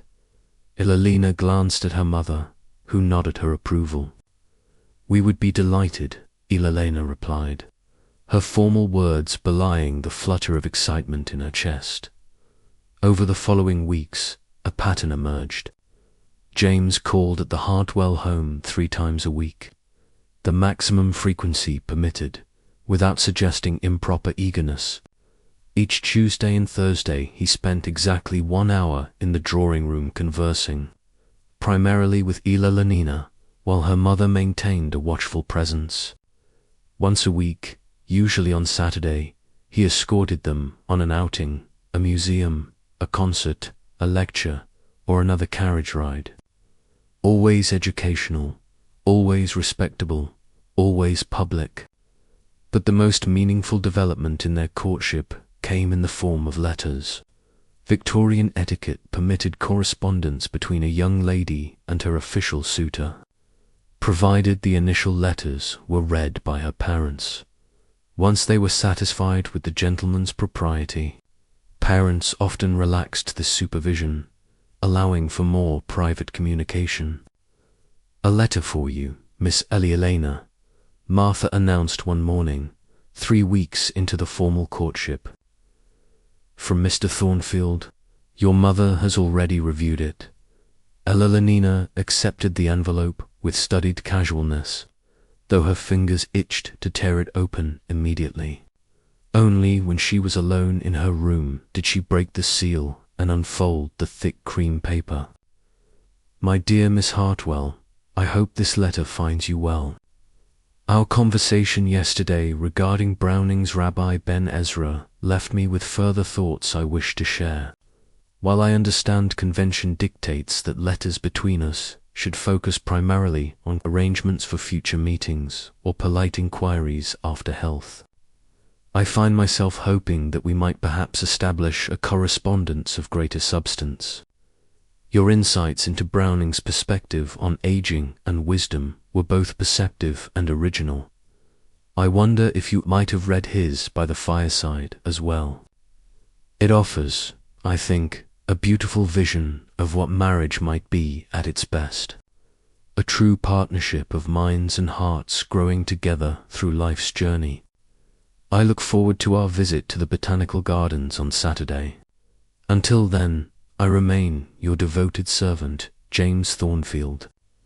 It was a masterpiece of Victorian letter writing, proper enough to pass a mother's inspection while still conveying deeper meaning. The reference to By the Fireside Side, Browning's love poem about a couple who had found true intellectual and emotional partnership, was particularly telling. Ella Lenina immediately sat at her writing desk to compose a reply. Letter writing was an art form in Victorian courtship, an opportunity to express thoughts and feelings that might be inappropriate to voice in person, all couched in acceptable language. Dear Mr. Thornfield, I thank you for your kind letter. I am indeed familiar with By the Fireside and find its vision of marriage most appealing. So many view matrimony as merely a social or economic arrangement, but surely there must be more to a lifelong union than convenience. I have been reading George Eliot's The Mill on the Floss again, and find myself contemplating how differently Maggie's life might have unfolded had she been permitted to develop her intellect rather than having it suppressed as unloud, YLIKE. Do you not think that minds like gardens flourish best when cultivated rather than constrained? I too look forward to our excursion on Saturday. The Botanical Gardens should be most educational. Yours sincerely, Ella Hartwell. She sealed the letter, knowing her mother would read it before it was sent. The references were subtle enough to pass inspection while conveying her agreement with James's vision of marriage as an intellectual, an emotional partnership. This exchange began a correspondence that rapidly became the most meaningful aspect of their courtship. In person, they were always observed, always performing for society. In letters, they could share thoughts, ideas, and gradually feelings. Of course, Victorian love letters never stated affection directly, not in the early stages. There were no I love yous or passionate declarations. Instead, sentiments were conveyed through literary references, philosophical musings, and careful word choice. By the 6th week of their courtship, their letters had grown longer and more frequent. James wrote every other day, and Ella Lenina replied to each letter promptly. Her mother, satisfied with the propriety of their exchange, had stopped reading them after the first few weeks.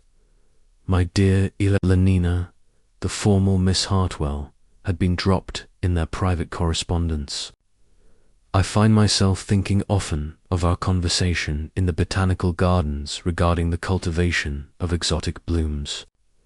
How some flowers thrive only when given the precise condition they require. The right soil, the right amount of sun, the right companion plantings. Is it not the same with people? Some flourish in the rigid structure of London society, while others require a different environment to reach their full potential. I sometimes wonder if you, like those tropical orchids we admired, might bloom even more brilliantly in a setting that appreciates your unique qualities. I have been giving much thought to my property in Derbyshire.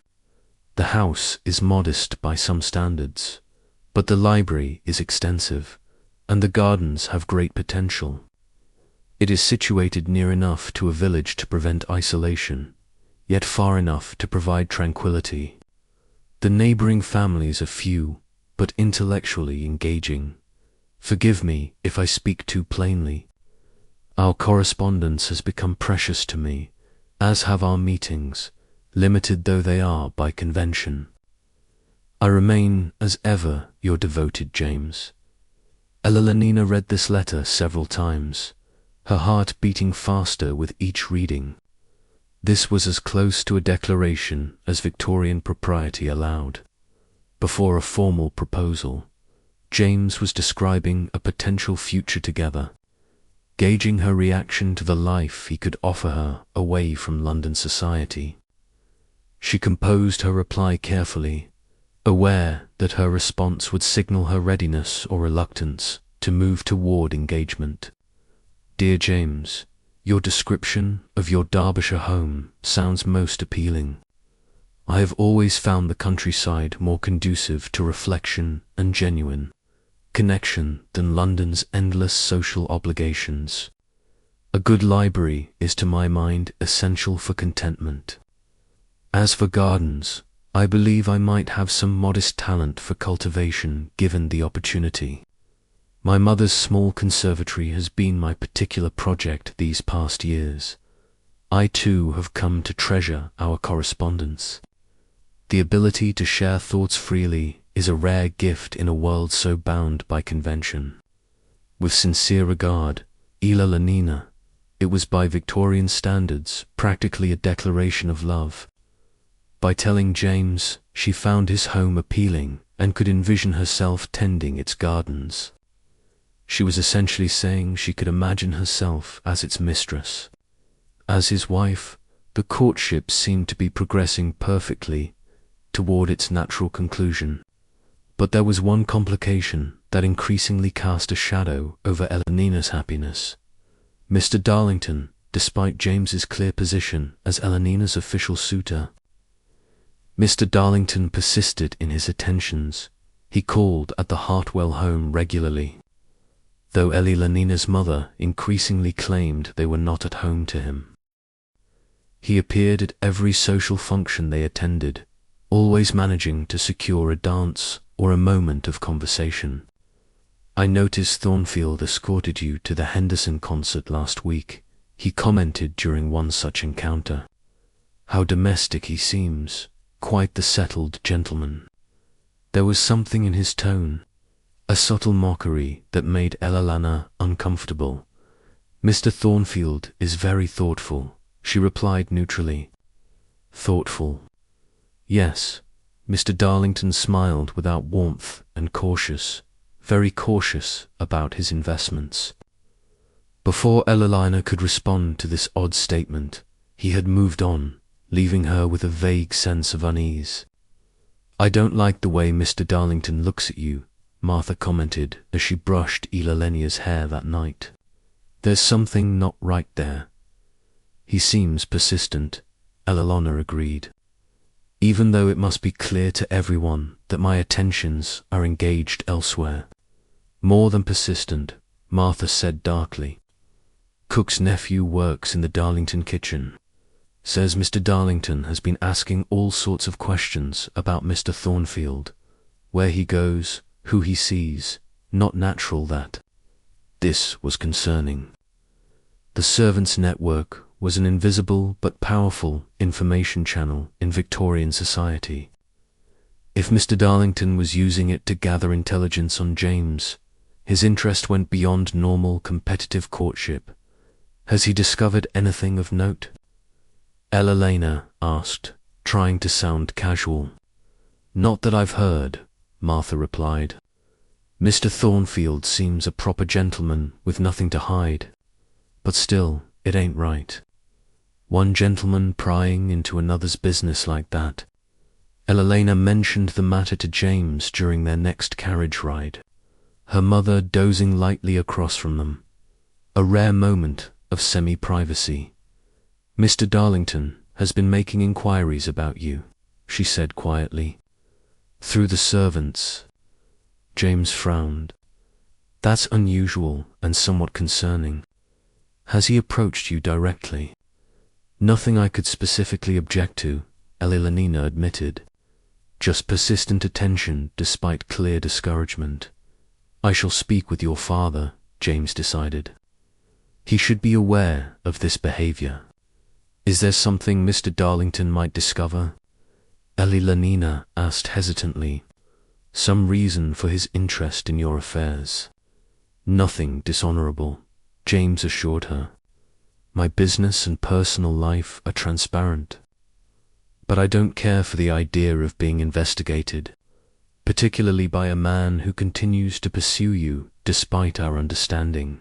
Their conversation was cut short as her mother stirred, but the incident left Elenina troubled. Victorian society operated on strict codes of honor among gentlemen. Mr. Darlington's behavior, investigating a rival, persisting in attentions to a lady clearly being courted by another, violated those codes. The matter came to a head unexpectedly the following week. James had taken Elenina and her mother to a small gallery exhibition. As they examined a landscape painting, Elenina sensed someone approaching from behind. Mrs. Hartwell, Mr. Darlington's voice was smooth as silk. What a pleasant surprise. And Mr. Thornfield as well. How cozy. James turned, his expression polite but cool. Mr. Darlington, I was just admiring this painting. Mr. Darlington continued, gesturing to the landscape. Reminds me of the view from Thornfield's property in Darbash. You visited, of course, Mrs. Hartwell. Charming place, though I understand the neighbouring estate is considerably grander. There was something in his tone that sent a chill down Elenina's spine. The reference to James's home was too specific, too pointed. We have not yet had the pleasure, her mother replied, clearly puzzled by the question. No, how curious. Mr. Darlington's smile didn't reach his eyes. One would think, given the progression of events, that you would have inspected your daughter's future home. The implication was clear and improper. Engagements were not discussed publicly before they were official. By suggesting that Elenina and James were already planning marriage, Mr. Darlington was attempting to create scandal. James stepped forward slightly, his voice low but firm. Mr. Darlington, I believe you've forgotten yourself. Your comments border on the inappropriate. Do they? Mr. Darlington's eyes narrowed. I merely express concern for Miss Hartwell's future happiness, especially given certain rumours about your business ventures in Liverpool. Elenina felt her mother stiffened beside her. James's face remained impassive, but she noticed a muscle working in his jaw. I assure you, my business affairs are sound, he said evenly. Now, if you'll excuse us, he guided Elena and her mother away, leaving Mr. Darlington standing alone by the painting. What was that about Liverpool? Her mother whispered as they moved to another room. Nothing of consequence, James replied. Mr. Darlington appears to be grasping at straws to create discord. I have investments in Liverpool, as in several other cities, all of which are completely above board. But the seed of doubt had been planted, exactly as Mr. Darlington had intended. For the remainder of the exhibition, Elenina's mother was quieter than usual, her expression thoughtful. That evening, Elenina overheard her parents talking in her father's study as she passed by. Should make further inquiries about these Liverpool investments, her mother was saying. Mr. Darlington seemed quite certain there was something amiss. Darlington is clearly attempting to undermine Thornfield's suit, her father replied. I've already investigated the man's finances thoroughly. There was nothing concerning about his Liverpool holdings. Still, Robert, it would be prudent to verify. Elenina's future security depends on it. Elenina moved away from the door, troubled. Victorian marriages were at their core financial arrangements. The possibility of unsound investments could derail even the most promising courtship. That night she wrote to James, "Dear James, I fear Mr. Darlington's insinuations may have unsettled my mother. While my father seems satisfied with his initial inquiries into your circumstances, there is talk of further investigation regarding your Liverpool interests. Please understand that I place no stock in Mr. Darlington's claims. I write only so that you may be prepared for potential questions from my father. With concern, Ila Lanina." His reply came the very next morning, delivered by his groom rather than the regular post suggesting urgency. "My dearest Eleanina, thank you for your warning. Please do not trouble yourself on this account. Your father is welcome to investigate my Liverpool investments as thoroughly as he wishes. They are modest but sound. Warehouses near the docks. Leased 2 reputable shipping companies. Mr. Darlington's behavior suggests desperation. I believe he has discovered there is nothing questionable in my business or personal affairs, and is now attempting to create doubt through insinuation rather than fact. I had planned to wait another 2 weeks before speaking with your father again, but perhaps it would be best to accelerate matters. With your permission, I shall call on him tomorrow to address these concerns directly and to make my final intentions clear. Until then, I remain yours devotedly." James. Elenina pressed the letter to her heart, understanding its significance. James was going to propose, formally, officially sooner than planned, to prevent Mr. Darlington's machinations from gaining traction. Victorian courtships typically lasted several months before progressing to engagement. Theirs had been relatively brief, just over 7 weeks, but circumstances sometimes necessitated adjustments to the traditional timeline. As she drifted off to sleep that night, Eleanina found herself hovering between anxiety and excitement by this time tomorrow. Her future might be decided, either moving forward toward marriage to James, or derailed by Mr. Darlington's mysterious allegations. You, in your modern bed, might find all this intrigue and formality exhausting. Today, you can simply block someone's number if they're causing problems in your relationship. But in Victorian England, courtship was a public performance as much as a private connection, and the audience could significantly impact the outcome. Sleep well, dreaming of a time when a simple letter could convey volumes of feeling beneath its proper surface, when gardens and libraries were metaphors for shared futures, and when even the most promising romance could be threatened by whispered insinuations in art galleries. In our final chapter, we'll discover whether James's gambit succeeds, whether formal engagement awaits Eleanina, or whether Mr. Darlington's mysterious campaign will disrupt their carefully cultivated courtship. The Victorian marriage market is approaching its conclusion, but the final moves in this high-stakes game remain to be played. Eliana barely slept that night, her mind cycling through possibilities. What exactly was Mr. Darlington implying about James's Liverpool investments? Why was he so determined to disrupt their courtship? And most importantly, what would her father decide when James called tomorrow? Unlike modern relationships, where couples make decisions independently, Victorian courtships required family approval at every stage. A father could end even the most promising match if he had concerns about a suitor's character or finances. Morning arrived with grey skies and gentle rain, fitting weather for Eleanina's uncertain mood. She dressed carefully in a modest day dress of deep blue, hoping to project calm confidence despite her inner turmoil. "Mr. Thornfield has requested a meeting with your father at 11, her mother informed her at breakfast. "I believe we can guess the nature of his visit." Eleanina nodded, keeping her expression neutral despite the flutter in her stomach.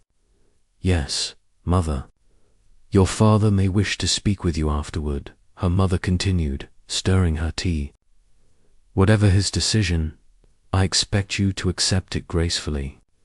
This was the Victorian reality, a stark reminder that for all the romantic elements of courtship, marriage remained fundamentally a family decision, not an individual one. A daughter's preference was considered, but not prioritized above financial security or social standing.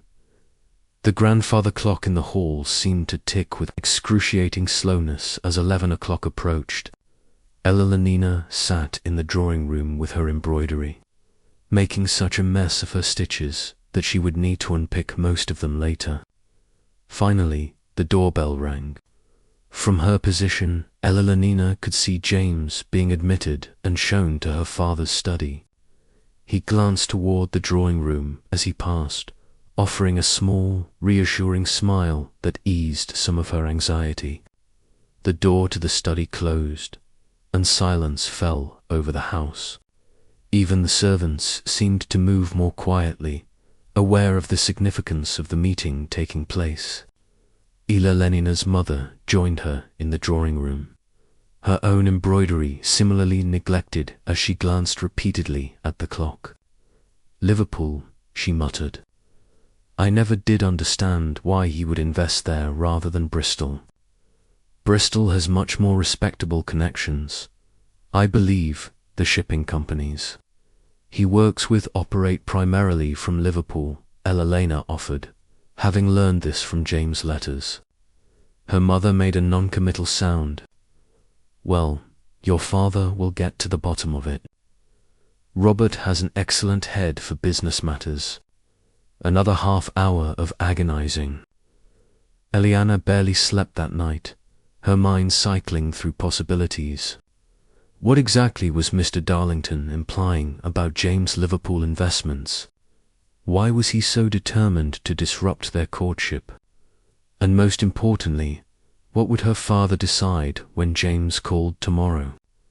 Unlike modern relationships, where couples make decisions independently, Victorian courtships required family approval at every stage. A father could end even the most promising match if he had concerns about a suitor's character or finances. Morning arrived with grey skies and gentle rain, fitting weather for Evelina's uncertain mood.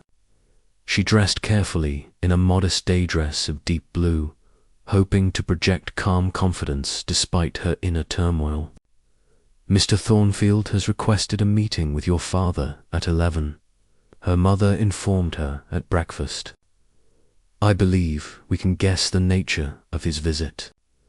Evelina nodded, keeping her expression neutral despite the flutter in her stomach. "Yes, mother. Your father may wish to speak with you afterward," her mother continued, stirring her tea. "Whatever his decision, I expect you to accept it gracefully." This was the Victorian reality, a stark reminder that for all the romantic elements of courtship, marriage remained fundamentally a family decision, not an individual one. A daughter's preference was considered, but not prioritized above financial security or social standing. The grandfather clock in the hall seemed to tick with excruciating slowness as 11 o'clock approached. Evelina sat in the drawing room with her embroidery, making such a mess of her stitches that she would need to unpick most of them later. Finally, the doorbell rang. From her position, Evelina could see James being admitted and shown to her father's study. He glanced toward the drawing room as he passed, offering a small, reassuring smile that eased some of her anxiety.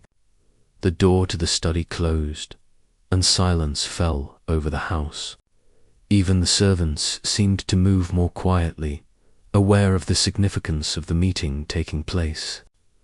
Evelina's mother joined her in the drawing room, her own embroidery similarly neglected as she glanced repeatedly at the clock. "Liverpool," she muttered. I never did understand why he would invest there rather than Bristol. Bristol has much more respectable connections. I believe the shipping companies he works with operate primarily from Liverpool, Elena offered, having learned this from James's letters. Her mother made a non-committal sound. Well, your father will get to the bottom of it. Robert has an excellent head for business matters. Another half-hour of agonizing silence passed. Ila could hear the low murmur of male voices from the study, but couldn't make out any words. Was that a good sign? Surely, if her father was rejecting James's suit, the meeting would have ended more quickly.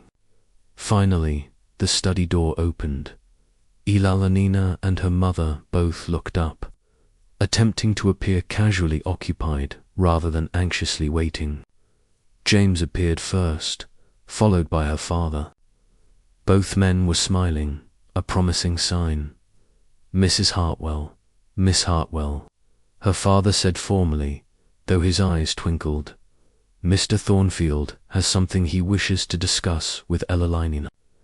Perhaps we might grant them a few minutes of conversation with the door open, of course. Her mother raised an eyebrow, but nodded, setting aside her embroidery. Very well, Ella. I shall be just in the morning room across the hall. This was unprecedented, allowing Ella and James a moment of semi-privacy. Whatever had transpired in that meeting had clearly satisfied her father completely. As her parents withdrew, James approached Ella, his expression a mixture of solemnity and barely concealed joy. Miss Hartwell, Ella, he began, taking a seat near her, but not inappropriately close. I have just had a most satisfactory conversation with your father. I'm glad to hear it, she replied, her voice steadier than she felt. I've addressed his concerns regarding my Liverpool investments, James continued. As it happens, I was able to provide documentation proving not only their soundness, but their unusual profitability. The shipping company leasing my warehouses has recently expanded its routes to include the Americas, significantly increasing the value of the property. Ella nodded, though business matters were considered beyond a lady's understanding. I'm pleased that's been clarified. There's more, James said, his voice lowering slightly, though still perfectly audible to anyone who might be listening from the hall. I've been investigating Mr. Darlington's unusual interest in my affairs, and Ella prompted when he paused. It seems Mr. Darlington has significant gambling debts, James explained. He's been seeking a wealthy marriage to resolve his financial difficulties. Your father was unaware of your dowry's precise appeal to a man in such circumstances. Ella eyes widened. Her dowry was modest but respectable, certainly enough to clear the debts of a desperate man. I've provided your father with proof of these allegations, James added, from sources he trusts implicitly. Mr. Darlington will no longer be received in this house. This explained everything. Mr. Darlington's persistence, despite clear discouragement, his attempts to undermine James, his increasingly desperate tactics. He hadn't been pursuing Ella out of genuine interest, but as a financial solution to his problems. I'm grateful you discovered this, Ella said sincerely. James smiled, reaching into his waistcoat pocket. With that unpleasantness addressed, I have something far more important to discuss with you. Ellana's heart began to race as he withdrew a small velvet box, the unmistakable sign of what was to come. Miss Ella Hartwell, he said, his voice warm but formal. Over these past weeks, I have come to admire and esteem you more than any woman of my acquaintance. Your intelligence, your gentle spirit, your strength of character, all have convinced me that we might find great happiness together. He opened the box, revealing a ring with a modest but beautifully set sapphire surrounded by tiny diamonds. Would you do me the very great honor of becoming my wife? Despite knowing this moment was coming, despite the practical discussions that had preceded it, Nina felt a surge of genuine emotion. This wasn't just a business arrangement or social obligation. James was offering a partnership based on mutual respect and growing affection. Yes, she said simply, I would be honored to accept. James smiled, relief and happiness evident in his expression. He carefully took the ring from its box and placed it on her finger. One of the few instances where physical contact was permitted before marriage. It was my grandmother's, he explained. The sapphire reminded me of your eyes. Before Nina could respond, her parents reappeared in the doorway, her father beaming and her mother wiping away a suspiciously moist eye. I take it, congratulations are in order, her father said. Indeed, Sir James replied, standing to shake her father's hand. Miss Hartwell has made me the happiest of men. What followed was a flurry of activity that would be familiar to engaged couples of any era, albeit with a Victorian twist. Within days, the formal announcement appeared at the Morning Post. A marriage has been arranged and will shortly take place between Mr. James Thornfield of Thornfield Hall, Derbyshire, and Miss Elalina Hartwell, daughter of Mr. and Mrs. Robert Hartwell of Grosvenor Square, London. This public declaration transformed Elalina's social position overnight. As an engaged woman, she enjoyed new freedoms unimaginable to single girls. She could correspond with James without supervision. They could drive out together with a companion seated discreetly on the opposite side of the carriage rather than beside Elalina. They could even scandalously hold hands when unobserved. You realize, James said during one such carriage ride, their gloved fingers interlaced between them, that once we're married, I may hold your hand whenever I wish. How shockingly improper. Elena teased, squeezing his fingers gently. Her mother, sitting opposite them, pretended not to notice this display of affection. The rules relaxed somewhat for engaged couples, particularly as the wedding approached. The wedding itself was set for 3 months hence, a respectable interval, allowing for adequate preparation without suggesting undue haste or delay. During this time, Elalina devoted herself to assembling her troupe. The collection of clothing, linens, and personal items a bride brought to her marriage. You'll need at least 24 schmezzes, her mother declared, reviewing the lists with Elalina and Martha, and no fewer than 18 night dresses, plus morning gowns, day dresses, walking dresses, dinner dresses, and at least 3 ball gowns for your first season as a married woman. Martha whistled low under her breath at the sheer volume of items. That's a lot of sewing, Mrs. Hartwell. I will engage additional seamstresses, her mother replied practically. Miss Elalina must be properly outfitted for her new position. A Victorian trousseau was more than just clothing. It was a statement of the bride's family's wealth and her preparedness for married life.